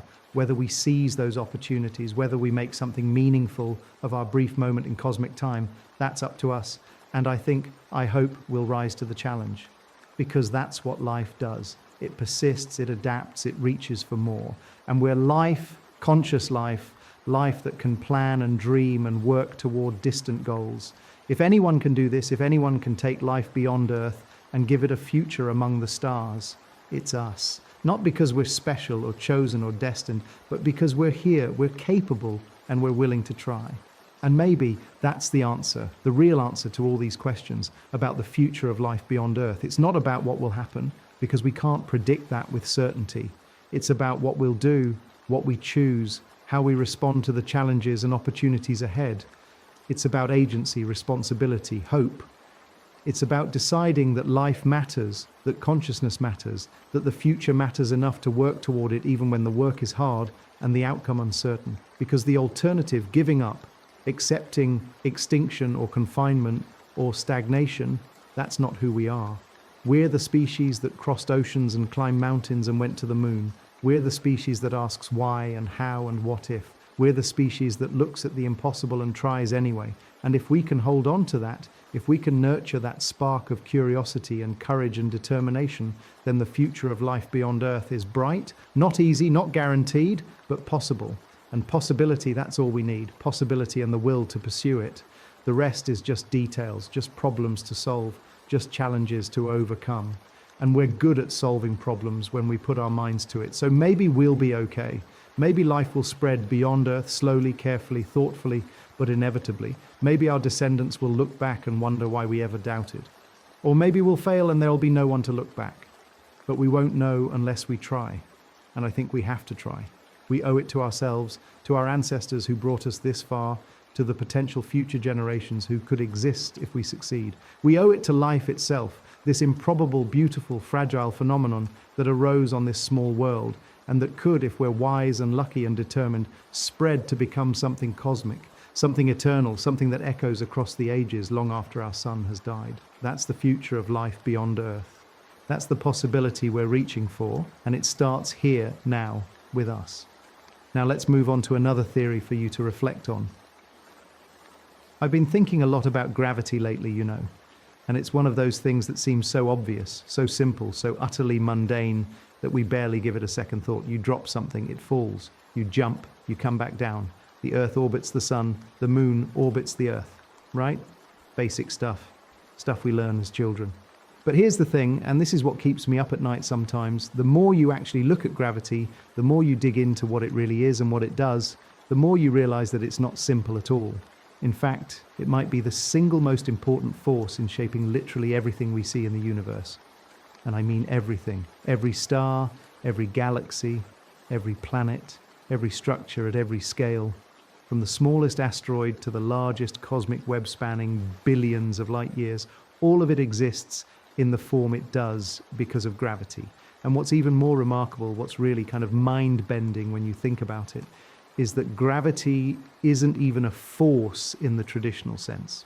Not really. Not according to our best understanding of how the universe works. It's something stranger, something more fundamental, something that weaves through the very fabric of space and time itself. You see, we experience gravity every moment of our lives, right? It's so constant, so persistent, that it becomes invisible to us in a way. We don't think about the fact that we're being pulled toward the center of the Earth with a force that depends on our mass. We don't marvel at the fact that this pull is what keeps the atmosphere from drifting off into space, what keeps the oceans in their basins, what keeps us from floating away. It's just there, always there. And maybe that's why it took humanity so long to really understand what gravity is, because the most familiar things are often the hardest to see clearly. We're too close to them, too immersed in them. And so for most of human history, gravity was just, it was just the way things were. Heavy things fell, light things rose, the heavens moved in their eternal circles. And that was that. But then something changed. Someone started asking questions. Someone started wondering whether there might be a pattern, a principle, something that could explain not just why things fall, but why they fall the way they do. And that someone, as you probably know, was Isaac Newton. Though the story is much more complicated than a simple apple falling on someone's head. Newton didn't just notice that things fall, everyone knew that. What Newton did was something far more profound. He connected the falling of an apple to the motion of the moon. He realized that the same force that pulls objects toward the Earth is the same force that keeps the moon in its orbit, that keeps the planets circling the sun, that governs the motion of every celestial body. And that insight, that unification of earthly and heavenly motion, that was revolutionary. It changed everything. Newton's law of universal gravitation, when you look at it, is actually kind of beautiful in its simplicity. Every object with mass attracts every other object with mass. The force between them depends on how massive they are and how far apart they are. More mass means more attraction. Greater distance means less attraction. And the relationship follows a precise mathematical form, an inverse square law, where doubling the distance reduces the force by a factor of 4. It's elegant, it's precise, and for more than 200 years it worked perfectly. It explained the orbits of planets, the trajectory of comets, the tides in our oceans. It let us predict eclipses, navigate ships, eventually even send rockets into space. Newton's gravity was, for all practical purposes, the complete picture. Except it wasn't, because there were little problems, tiny discrepancies that didn't quite fit. The orbit of Mercury, for instance, didn't behave exactly as Newton's equations predicted. It precessed, meaning its elliptical orbit slowly rotated over time, and the amount of precession was just slightly more than what Newton's theory could account for. Just a tiny bit, a few dozen arcseconds per century, but it was there, and there was something else, something more fundamental. Newton's theory described how gravity worked, how to calculate its effects, but it didn't really explain what gravity was. It didn't tell us how one object could reach across empty space and pull on another object. It didn't explain the mechanism. Newton himself was deeply troubled by this. He famously said he would frame no hypotheses about how gravity operated across the void. He could describe it mathematically, but he couldn't explain it physically. And that gap, that missing piece, that was where Einstein came in. And here's where things get really interesting, because what Einstein did wasn't just improve on Newton's theory. He completely reimagined what gravity is. He showed that gravity isn't a force at all, not in the way we usually think about forces. It's not something that pulls or pushes, it's a consequence of the geometry of the universe itself. Space and time, Einstein realized, aren't just an empty stage where events happen. They're dynamic, malleable, flexible. They can bend and curve and stretch. And massive objects, like stars and planets, they create curves in this fabric of space-time. And other objects moving through this curved space-time, they follow the curves. They move along what we call geodesics, the straightest possible paths through curved space. And from our perspective, that motion looks like they're being pulled by a force. But really, they're just following the geometry. It's like, and this analogy gets used a lot, but it's useful. It's like putting a heavy ball on a stretched rubber sheet. The ball creates a depression, a curve in the sheet. If you roll a smaller ball near it, the smaller ball will curve toward the larger one, not because there's a force pulling it, but because it's following the curved surface. Now, the analogy isn't perfect because space-time has 4 dimensions, not 2, and the curvature isn't happening in some external space, but is intrinsic to space-time itself. But it gives you a sense of what's going on. Mass tells space-time how to curve. Space-time tells mass how to move. And that's gravity. That's Einstein's general theory of relativity, published in 1915. And it's one of the most beautiful, most profound ideas in all of physics. And the thing is, Einstein's theory didn't just explain Mercury's orbit, though it did do that perfectly. It made predictions, strange predictions, predictions that seemed almost impossible, but turned out to be true. It predicted that light would bend when passing near massive objects, that gravity would affect the flow of time itself, that the universe could be expanding or contracting, that there could be objects so dense that nothing, not even light, could escape from them. And one by one, these predictions were verified. The bending of starlight during a solar eclipse, observed in 1919, made Einstein world famous. Time dilation near massive objects was confirmed with atomic clocks. Black holes, once thought to be mere mathematical curiosities, were discovered to be real, scattered throughout the universe. And gravitational waves, ripples in space-time itself created by accelerating masses, were detected in 2015, a full century after Einstein predicted them. But let's step back for a moment because we're getting ahead of ourselves. Let's think about what gravity actually does to the universe, how it shapes things, how it builds things. Because that's really the heart of the matter, isn't it? Gravity is, in a very real sense, the architect of cosmic structure. It's the force, or rather the geometric effect, that takes a smooth, nearly uniform early universe and sculpts it into the rich tapestry of galaxies and stars and planets that we see today. And to understand that, we need to go back, way back, to the very beginning. In the beginning, well, in the earliest moments after the Big Bang that we can meaningfully talk about, the universe was incredibly hot and incredibly dense and, importantly, incredibly smooth. Not perfectly smooth, but close. There were tiny variations in density, tiny quantum fluctuations that got stretched to cosmic scales during a period called inflation. And these tiny variations, these little ripples, were the seeds of everything to come. And here's where gravity comes in. In regions that were even slightly denser than average, gravity would pull in more matter. And as more matter accumulated, the gravitational pull got stronger. And as the pull got stronger, even more matter accumulated. It's a feedback loop, a runaway process. Rich get richer, dense get denser. Scientists call it gravitational collapse or gravitational instability, and it's the fundamental process by which structure forms in the universe. So these tiny overdensities, these seeds, they grew. They pulled in the surrounding matter, mostly hydrogen and helium at this point, because those were the only elements that existed in significant quantities after the Big Bang. And as these regions grew denser, they fragmented into smaller clumps, and those clumps continued to collapse under their own gravity. And eventually, the first stars were born. Not immediately, you understand. It took time. It took hundreds of millions of years for the first stars to ignite.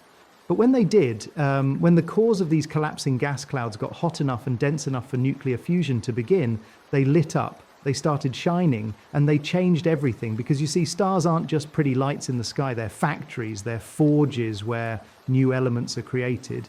In the intense heat and pressure of stellar cores, hydrogen fuses into helium. Helium fuses into carbon and oxygen. Heavier elements form in more massive stars. And when those massive stars die, when they exhaust their fuel and collapse and explode as supernovae, they scatter those elements out into space. They seed the universe with the raw materials for planets, for rocks, for water, for life.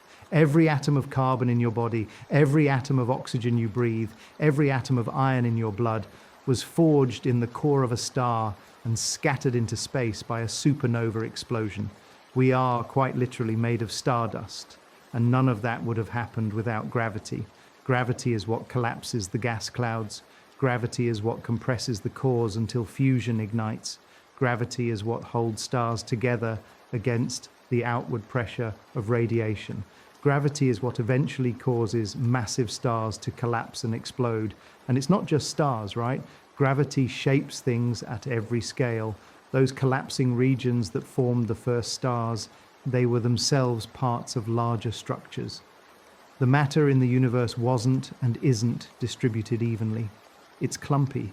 It forms what we call the cosmic web, this incredible network of filaments and sheets and clusters with vast empty voids in between. And this structure, this web, it's entirely a product of gravity. The denser regions pulled in matter from the surrounding space, leaving the voids increasingly empty. And along the filaments where multiple streams of matter converged, galaxies formed. Hundreds of billions of galaxies, each containing hundreds of billions of stars, all arranged in this vast web that spans the observable universe. And if you zoom in on any one of those galaxies, say our own Milky Way, you see that gravity is at work there too. The Milky Way is a spiral galaxy, a disk of stars and gas and dust rotating around a common center. And what holds it together? Gravity. Every star in the galaxy is bound to every other star by gravity. The galaxy is, in effect, a gravitationally bound system, and at the center there's a supermassive black hole, millions of times the mass of the Sun, and its gravity influences the orbits of stars in the galactic core. And around those stars orbit planets, held in place by the gravity of their parent stars. And those planets have moons, held in place by the gravity of the planets. It's gravity all the way down or all the way up, depending on how you look at it. But here's where it gets strange, and this is something that really bothered scientists for a long time, and in some ways still does. When you look at galaxies, when you measure how fast stars are moving in their orbits around the galactic center, the speeds don't match what you'd expect based on the visible matter. Stars far from the center are moving too fast. According to Newton's laws, or Einstein's equations for that matter, they should be moving slower, or they should be flying off into intergalactic space. The galaxy shouldn't be holding together, but it is holding together. So what's going on? The answer, or at least the best answer we have right now, is that there's more mass there than we can see. A lot more.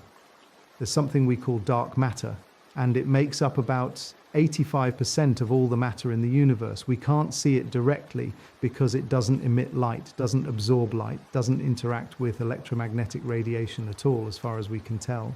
But we know it's there because of its gravitational effects. We see its gravity bending light from distant galaxies in a process called gravitational lensing. We see its gravity holding galaxies and galaxy clusters together. We see its gravity shaping the cosmic web. Dark matter is essentially invisible scaffolding. It's the framework upon which visible matter, the stuff we're made of, accumulates. Galaxies form in the gravitational wells created by dark matter halos. Without dark matter, without that extra gravity, the universe would look completely different. Galaxies as we know them probably couldn't exist. And that's one of the profound mysteries of modern cosmology. We know dark matter exists. We can measure its effects. We can map its distribution across the universe. But we don't know what it is. We don't know what particles it's made of, or if it's even made of particles in the conventional sense. There are lots of theories, lots of candidates. from exotic particles called WIMPs to axions to primordial black holes. But so far, despite decades of searching, we haven't detected dark matter directly. We haven't caught it in our detectors. And that's deeply frustrating, but it's also kind of exciting because it means there's still so much we don't understand. Gravity is revealing the presence of something fundamental, something that makes up most of the matter in the universe, and we don't know what it is. That's the kind of mystery that keeps physicists working late into the night. But dark matter isn't the only gravitational mystery. There's something else, something even stranger in some ways. When astronomers look at distant supernovae, when they measure how the universe is expanding, they find something unexpected. The expansion isn't slowing down, as you'd expect if gravity were pulling everything back together. It's speeding up. The universe is expanding and the expansion is accelerating, and that doesn't make sense, not according to our understanding of gravity. Gravity is attractive. It should be slowing things down, not speeding them up. So what's causing the acceleration? We don't really know. We call it dark energy, and we think it makes up about 68% of the total energy content of the universe. Dark energy, whatever it is, seems to be spread uniformly throughout space, and it has a kind of negative pressure, a repulsive effect that drives the acceleration. It might be the energy of empty space itself, what's called the cosmological constant, a term that Einstein actually introduced in his equations and then later called his greatest blunder, only for it to be resurrected decades later as the best explanation for dark energy. Or it might be something more dynamic, some kind of field that varies over time. We don't know. But what we do know is that dark energy is shaping the future of the universe just as surely as gravity shaped its past. Because here's the thing, and this is where gravity's role in the universe becomes really poignant, almost philosophical. The future of the universe depends on the balance between gravity and dark energy. If gravity were strong enough, if there were enough matter, the expansion would eventually stop and reverse. The universe would collapse back on itself in a big crunch. But that's not what's happening. Dark energy is winning. The expansion is accelerating. And if it continues to accelerate, and all our evidence suggests it will, then the universe will expand forever. Galaxies will drift apart. The cosmic web will stretch and thin. Eventually, billions of years from now, the only galaxies we'll be able to see are the ones in our local group, the ones gravitationally bound to the Milky Way. Everything else will have receded beyond the horizon of visibility, racing away faster than light can travel toward us. And eventually, even stars will burn out. Matter will decay. The universe will grow cold and dark and empty. It's called heat death, or the Big Freeze, and it's the most likely fate of the universe according to our current understanding. But that's billions of years away, so we don't need to worry about it personally. What's more immediately relevant is understanding how gravity works on the scales we can observe and measure and interact with. And one of the most fascinating aspects of gravity is how it affects time itself. This is something that comes directly out of Einstein's general relativity, and it's been verified countless times, but it's still deeply weird when you think about it. Time, you see, is not absolute. It doesn't flow at the same rate everywhere. It flows differently depending on how strong the gravitational field is. The stronger the gravity, the slower time flows. This is called gravitational time dilation, and it's a real measurable effect. If you put an atomic clock on top of a mountain and another one at sea level, the one on the mountain will tick slightly faster because it's farther from the Earth's center in a weaker gravitational field. The difference is tiny, just nanoseconds per day, but it's there, and we have to account for it in GPS satellites. GPS relies on precise timing signals from satellites in orbit, and those satellites are in a weaker gravitational field than we are on the surface, so their clocks run faster. If we didn't correct for that, GPS wouldn't work. Your navigation would drift by kilometers in a matter of hours. And the effect gets more dramatic the stronger the gravity. Near a black hole, for instance, time dilation becomes extreme.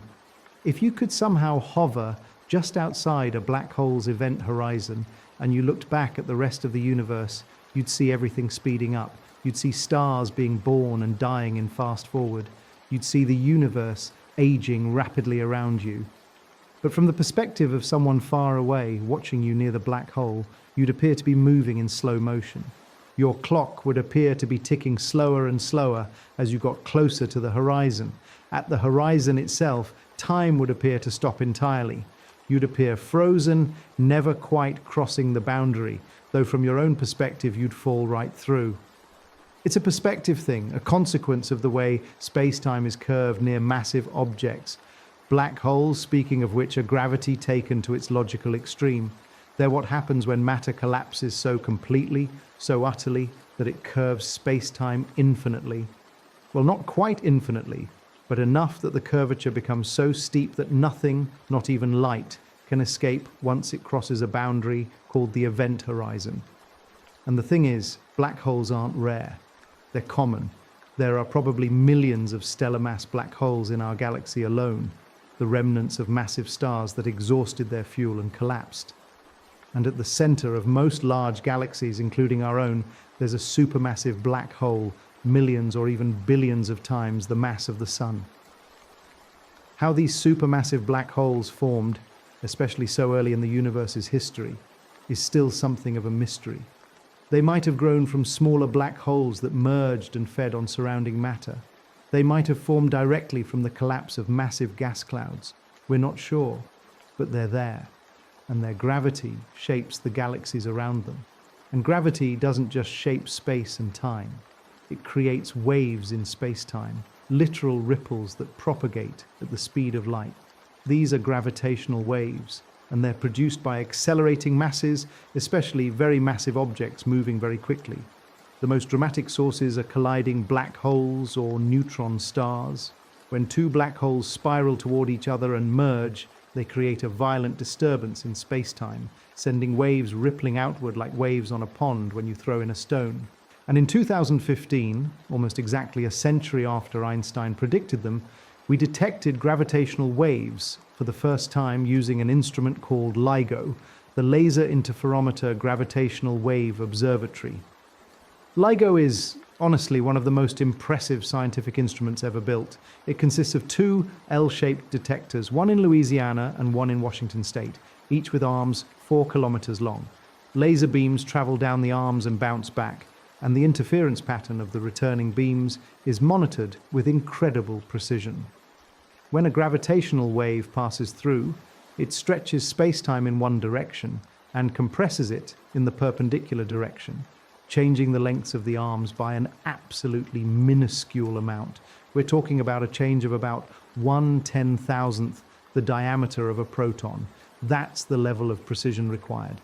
And despite the incredible difficulty, it works. We've now detected dozens of gravitational wave events, mostly from merging black holes, and each detection tells us something about the most violent, most energetic events in the universe. And what's remarkable about gravitational waves, what makes them so valuable scientifically, is that they let us observe things we could never see with light. Black holes don't emit light, so we can't see them directly with telescopes. But they do emit gravitational waves when they collide. Gravitational waves also travel through matter without being scattered or absorbed, unlike light, which can be blocked by dust or gas. So gravitational wave astronomy opens up a completely new way of observing the universe, a way to study objects and events that are invisible to traditional telescopes. It's like gaining a new sense.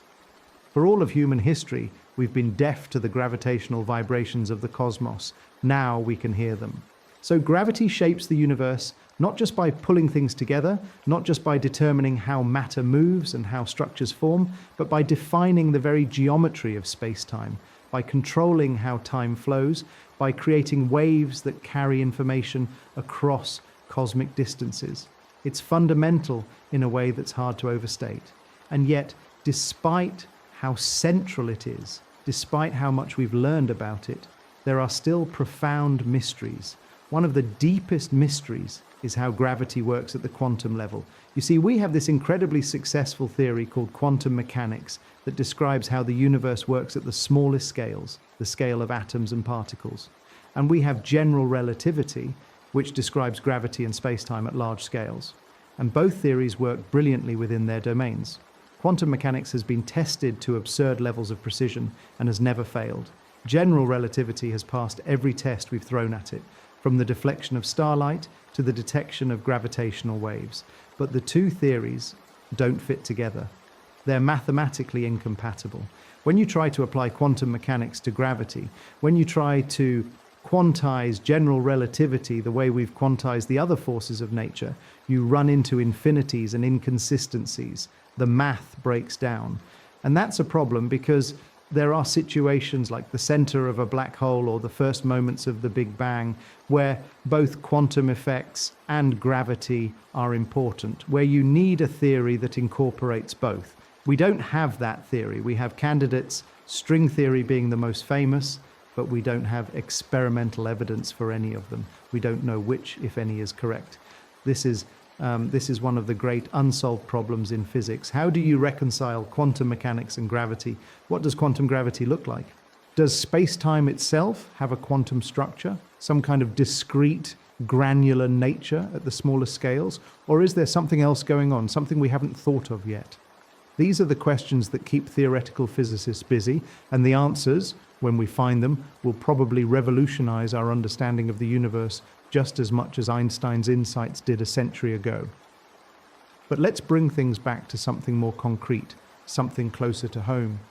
Let's talk about how gravity affects us personally in our everyday lives. Because even though we've been talking about galaxies and black holes and the fate of the universe, gravity is also intimately connected to our most immediate experiences. Every time you walk, you're interacting with gravity. Every step is a controlled fall and recovery. You lean forward, gravity pulls you down, you catch yourself with your other foot. It's so automatic, so ingrained that we don't think about it, but it's there.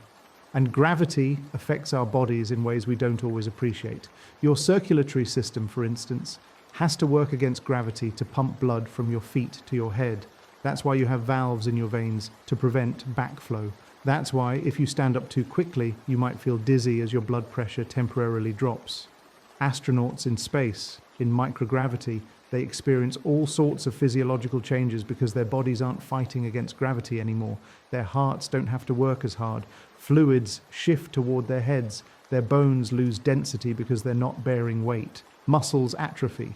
It turns out our bodies are finely tuned to the gravitational environment of Earth, and when you remove that environment, things change. And it's not just our bodies. Gravity has shaped the evolution of life on Earth in profound ways. The size of organisms, for instance, is limited by gravity. On land, animals can only get so big before their legs can't support their weight. That's why the largest land animals that ever existed, the sauropod dinosaurs, were at the absolute limit of what's structurally possible. Any bigger, and their bones would have crushed under their own weight. In water, buoyancy helps counteract gravity, which is why blue whales can be so enormous. They're supported by the water, not by their skeletal structure. And plants grow toward light and against gravity using a process called gravitropism. They can sense which way is down, and their roots grow in that direction while their stems grow up. How do they sense gravity? Through specialized cells containing dense starch granules that settle to the bottom of the cell under gravity's pull, triggering chemical signals that direct growth. It's a beautiful example of how life has adapted to work with and exploit the gravitational environment. Even our sense of balance, our ability to know which way is up, depends on gravity. In your inner ear, you have tiny structures called otoliths, essentially small stones made of calcium carbonate, resting on sensory hair cells. When you tilt your head, gravity pulls the otoliths, bending the hair cells, and your brain interprets those signals to determine your orientation. It's a gravity sensor built right into your body. And when it malfunctions, when you get an ear infection or a disorder affecting the inner ear, you feel dizzy, disoriented, nauseous, because your sense of up and down is compromised. So gravity isn't just some abstract force acting on planets and stars. It's woven into the fabric of our existence, into the way we move, the way we evolve, the way our bodies function. And when you start to think about it that way, when you recognize how pervasive its influence is, you begin to appreciate just how fundamental gravity is to everything. But let's zoom back out again, because there's another aspect of how gravity shapes the universe that we haven't really talked about yet. And that's the role of gravity in creating the conditions necessary for complexity, for structure, for life itself. In a universe without gravity, or with gravity that worked differently, there would be no stars, no planets, no chemistry beyond the simplest elements, no life. The universe would be a thin, diffuse soup of particles, expanding and cooling, never organizing into anything interesting. Gravity is what allows complexity to emerge. It takes the smooth, nearly featureless early universe and breaks the symmetry. It creates regions of high density and low density. It builds stars where fusion can occur, creating heavy elements. It gathers those elements into planets where chemistry can happen, where molecules can form and interact, and eventually, given the right conditions, give rise to life. Gravity is, in a very real sense, the creative force of the universe. It's the sculptor, the architect, the builder of everything. And there's something almost paradoxical about this, because gravity is also destructive. It's what causes stars to explode as supernovae. It's what creates black holes that devour everything around them. It's what will eventually, in the far future, lead to the heat death of the universe as structures dissipate and energy spreads out uniformly. Gravity builds up and gravity tears down. It's both creator and destroyer. And that duality, that tension, is at the heart of the universe's story. Think about a star's life cycle. Gravity causes a cloud of gas to collapse, heating up until fusion ignites. The star shines, supported against further collapse by the outward pressure of radiation from fusion. It's a balance, a tug of war between gravity trying to crush the star and radiation pressure pushing outward. For most of a star's life, it's in equilibrium, but eventually the fuel runs out. Fusion slows down, and gravity wins. The star collapses, and what happens next depends on the star's mass. A small star like our sun will shed its outer layers and leave behind a white dwarf, a dense ember slowly cooling over trillions of years. A more massive star will collapse more violently, rebounding in a supernova explosion that outshines entire galaxies for a few weeks, scattering heavy elements into space, and the core, if it's massive enough, will collapse into a neutron star or a black hole. Neutron stars are, I should mention, absolutely wild objects. They're what you get when gravity compresses matter so much that protons and electrons merge into neutrons. A neutron star is essentially a giant atomic nucleus, about 20 kilometers across, but with more mass than the sun. A teaspoon of neutron star material would weigh about 1 billion tons. The gravity at the surface is so strong that if you dropped an object from a height of 1 meter, it would hit the ground at something like 1 million kilometers per hour. The surface is smooth, no mountains more than a few millimeters high, because gravity crushes anything taller, and the interior, well, we're not entirely sure what's going on in there. The pressures are so extreme that matter might be in exotic states we can't reproduce in any lab on Earth. It's a testing ground for fundamental physics, a place where gravity does things we can barely understand. And black holes, they're even more extreme. Inside a black hole, at what's called the singularity, gravity is infinite, or at least our equations say it is. But we don't really believe that. We think the singularity is where our current theories break down, where quantum gravity effects become important, where we need a new theory to describe what's happening. The singularity is a placeholder for our ignorance, a sign pointing to the limits of our understanding. But even without knowing what happens at the singularity, we can understand a lot about black holes from the outside. We know that they have an event horizon, a boundary beyond which escape is impossible. We know that anything crossing the horizon is lost to the outside universe forever, at least according to classical general relativity. We know that black holes have only a few properties: mass, spin, and electric charge.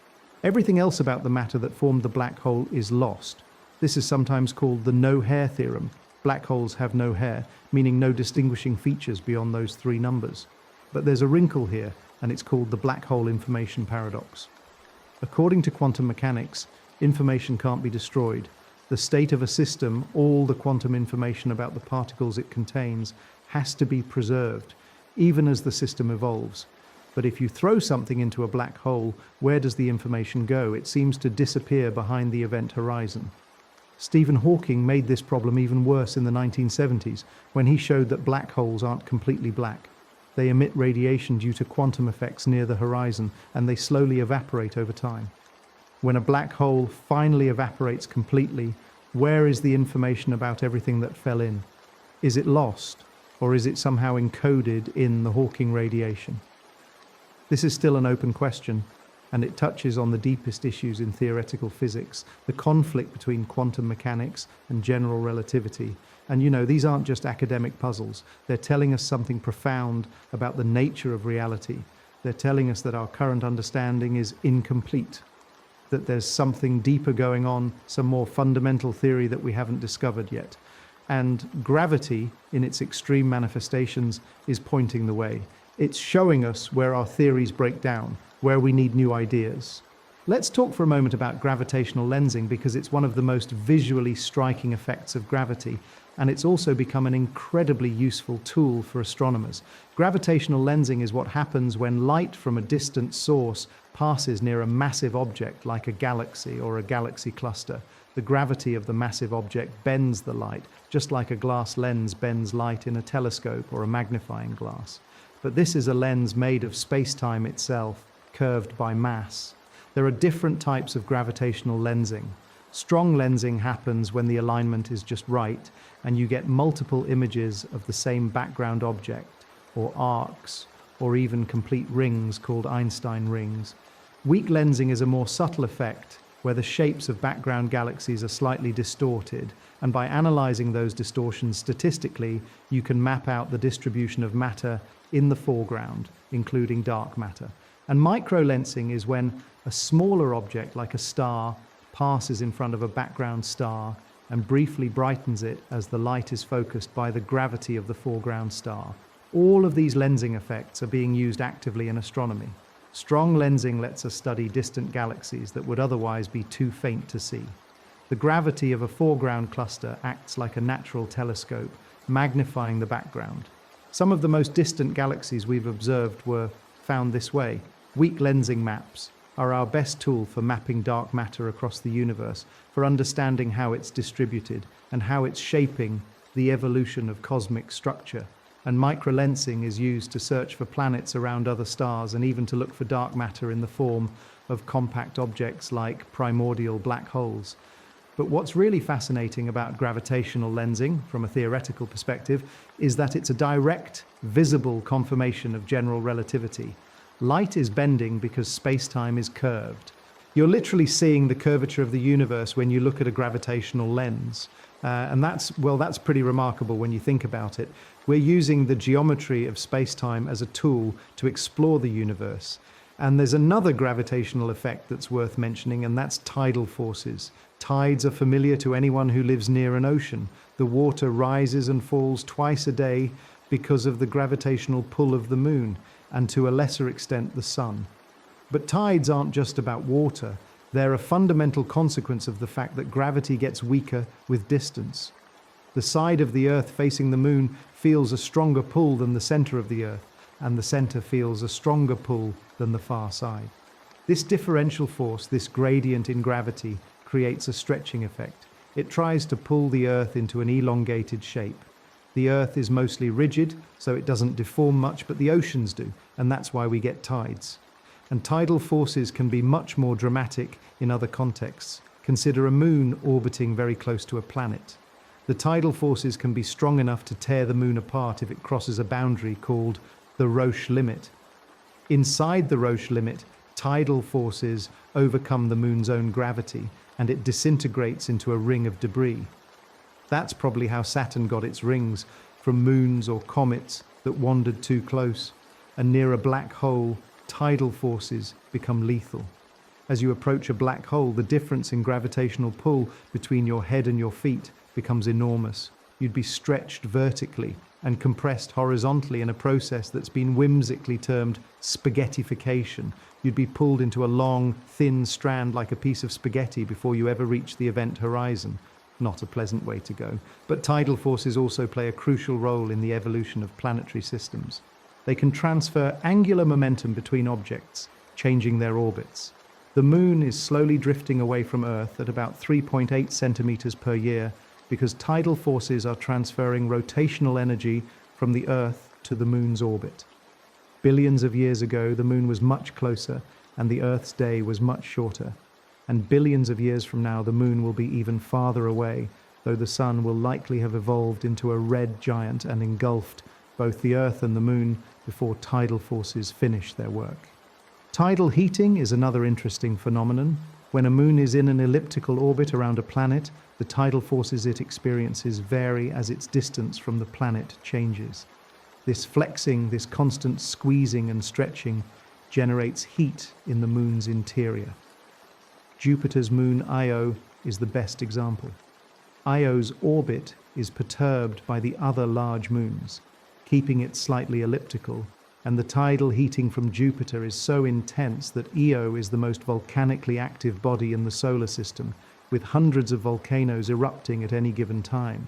And Europa, another of Jupiter's moons, is tidally heated as well, and that heating might keep a subsurface ocean liquid beneath its icy crust, making it one of the most promising places in the solar system to search for life.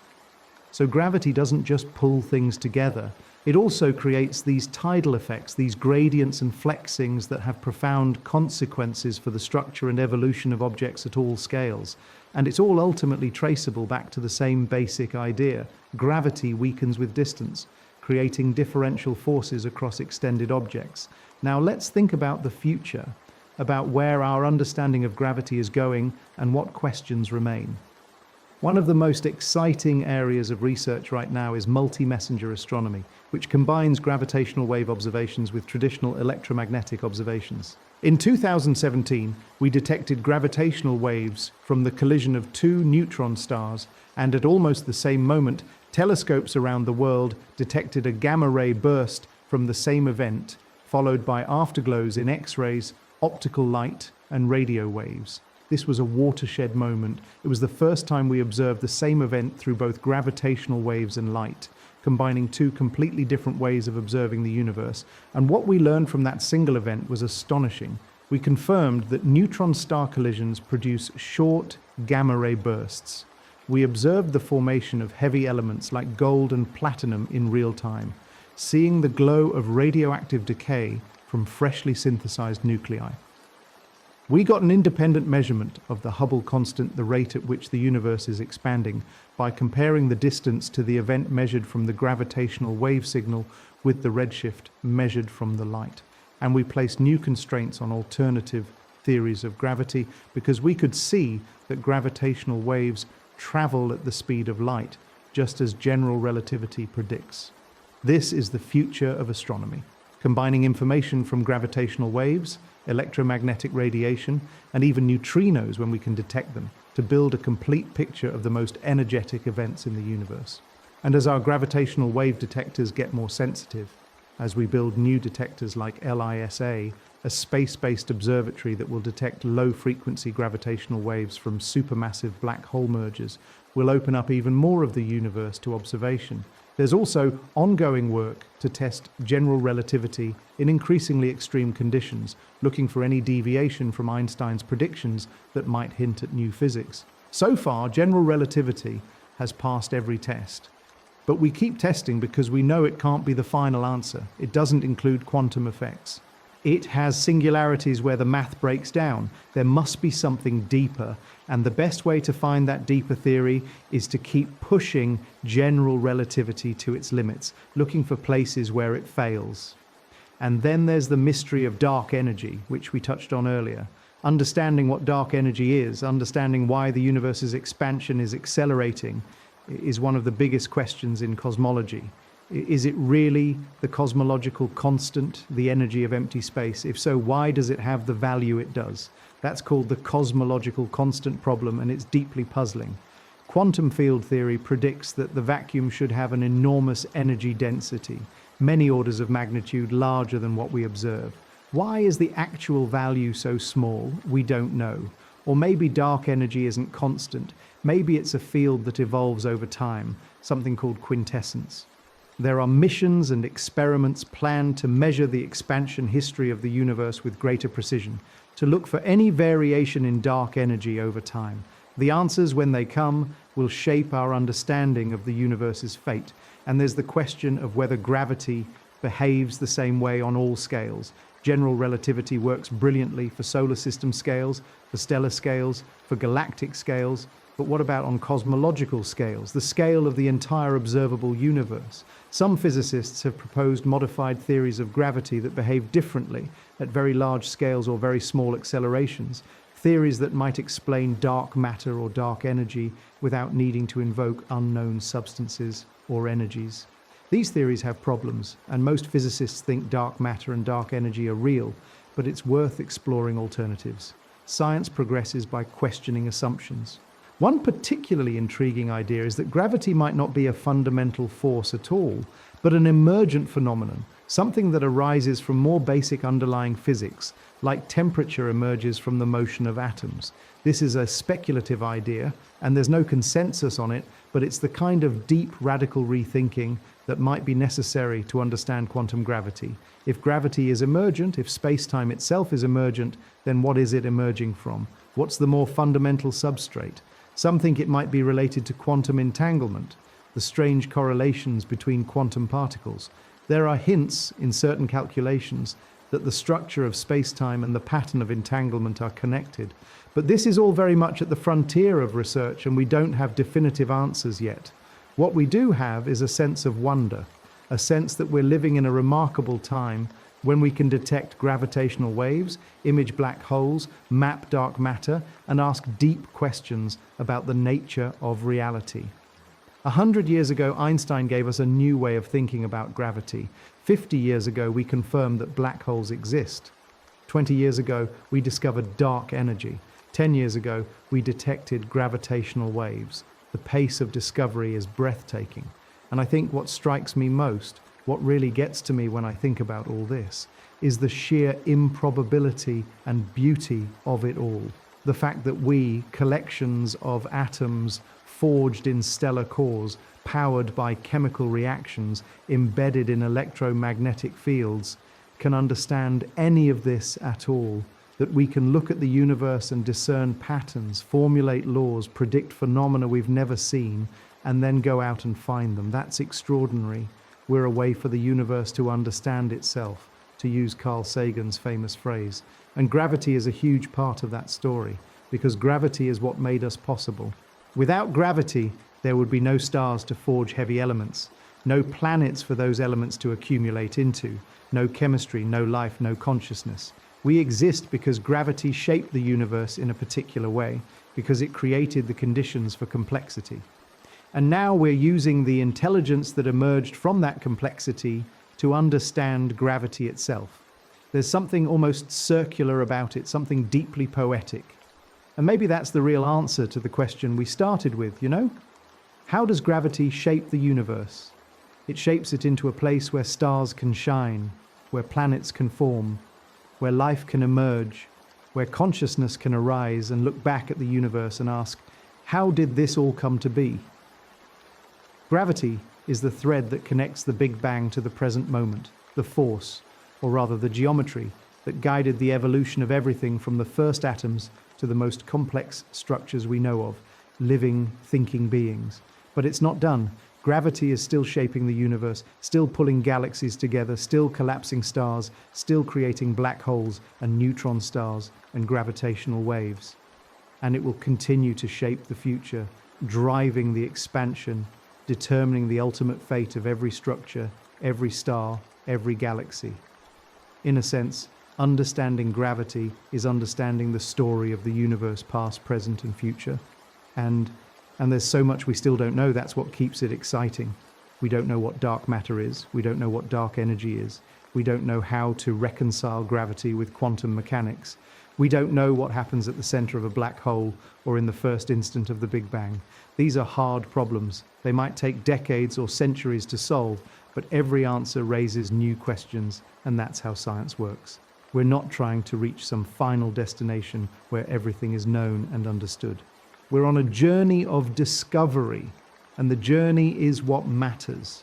So when I think about gravity, I don't just think about the equations or the observations or the technologies. I think about the profound role it plays in making the universe what it is. I think about how it connects everything, from the smallest asteroid to the largest galaxy cluster, from the briefest quantum fluctuation to the eternal expansion of space. I think about how it affects our daily lives in ways we rarely notice, and shapes the cosmos in ways we're only beginning to understand. And I feel, I don't know, grateful maybe, grateful to live in a time when we can ask these questions and make real progress toward answering them. Grateful for the scientists and engineers who build the instruments and do the calculations and push the boundaries of knowledge. Grateful for the universe itself, for being comprehensible, for following rules we can discover, for revealing its secrets, slowly and reluctantly perhaps, but surely. Gravity is the architect of the cosmos. It's the sculptor that takes the raw materials of the early universe and shapes them into stars and galaxies and planets. It's the clock that governs the flow of time. It's the lens through which we see distant objects. It's the force or the geometry that binds matter together and tears it apart. It's the key to understanding where we came from and where we're going. And it's still, after all these years, after all these discoveries, full of mysteries waiting to be unraveled. And maybe that's the thing, right? Maybe the fact that we don't have all the answers. Maybe that's not a failure or a limitation. Maybe that's what makes it beautiful. The universe is under no obligation to make sense to us, and yet it does, partially, tantalizingly. We can understand so much, and yet there's always more to learn. Gravity pulls us forward, metaphorically speaking, not just literally. It pulls us toward understanding, toward discovery, toward a deeper appreciation of the cosmos we inhabit. Every time a star collapses and sends gravitational waves rippling across space-time, every time a photon bends around a galaxy and shows us something we couldn't otherwise see, every time we measure the orbit of a planet and confirm that yes, the equations work, yes, we understand this, every time we're witnessing gravity at work, we're seeing the universe shape itself according to principles we've decoded. And that's remarkable. That's the kind of thing that should fill us with awe, because in the end, we're not separate from the universe we're studying, we're part of it. The gravity that shapes galaxies also shapes us. The same fundamental force that governs the motion of planets governs the blood flowing through our veins, the way we stand and walk, the tides in the oceans, the structure of our bones. We are intimately connected to the cosmos through gravity, and understanding that connection, understanding how gravity works and what it does and why it matters, is understanding our own place in the grand scheme of things. And that place, when you think about it, is both humbling and empowering. Humbling because we're so small, so brief, just a tiny flash of complexity in an unimaginably vast universe governed by forces we didn't create and can't control. But empowering because we can understand those forces, we can describe them mathematically, we can predict their effects, we can even use them, harness them in technologies that improve our lives. We're small, but we're not insignificant. We're the universe's way of knowing itself, and gravity is one of the main things we're coming to know. So how does gravity shape the universe? It shapes it from the bottom up and the top down. It shapes it in space and in time. It shapes it through attraction and through curvature, through tides and waves, through the birth of stars and the death of galaxies. It shapes it into something ordered, something structured, something beautiful. And in doing so, it shapes us too, because we are products of that shaping, children of gravity, just as much as we're children of stars. And now we're learning to understand our parent, to see the patterns, to appreciate the elegance, to marvel at the complexity. And I think that's enough. That's the answer. Gravity shapes the universe by being the fundamental organizing principle, the force that makes structure possible, the geometry that guides matter through space-time, the reason there's something rather than nothing, or at least something interesting rather than something uniform and boring. It's the thread that weaves through cosmic history, from the beginning to the end, from the smallest scales to the largest. It's everywhere, always, shaping, guiding, organizing. And understanding it, really understanding it, is understanding the universe itself. That's what I've been thinking about. That's what keeps me awake at night and fills me with wonder during the day. Gravity, the most familiar and the most mysterious force, the one that's right here, pulling us down and out there, holding galaxies together, the one that's as simple as dropping an apple and as complex as the curvature of space-time itself. It's been a journey, this exploration, this deep dive into how gravity shapes everything. And like all good journeys, it doesn't really end. It just leads to new questions, new mysteries, new horizons to explore. Because the universe is vast and strange and beautiful, and gravity is our guide through it. And as long as we keep asking questions, keep building instruments, keep pushing the boundaries of knowledge, we'll keep learning more about how it all works, how it all fits together, how gravity shapes not just the universe out there, but our understanding of it in here. And that's a journey worth taking, a story worth telling, a mystery worth exploring. For as long as we're able, for as long as we're here, spinning on this small planet held in place by the gravity of a star, itself held in place by the gravity of a galaxy, itself part of a cosmic web shaped by gravity across billions of light years. We're here, we're conscious, we're curious, and gravity has made it all possible.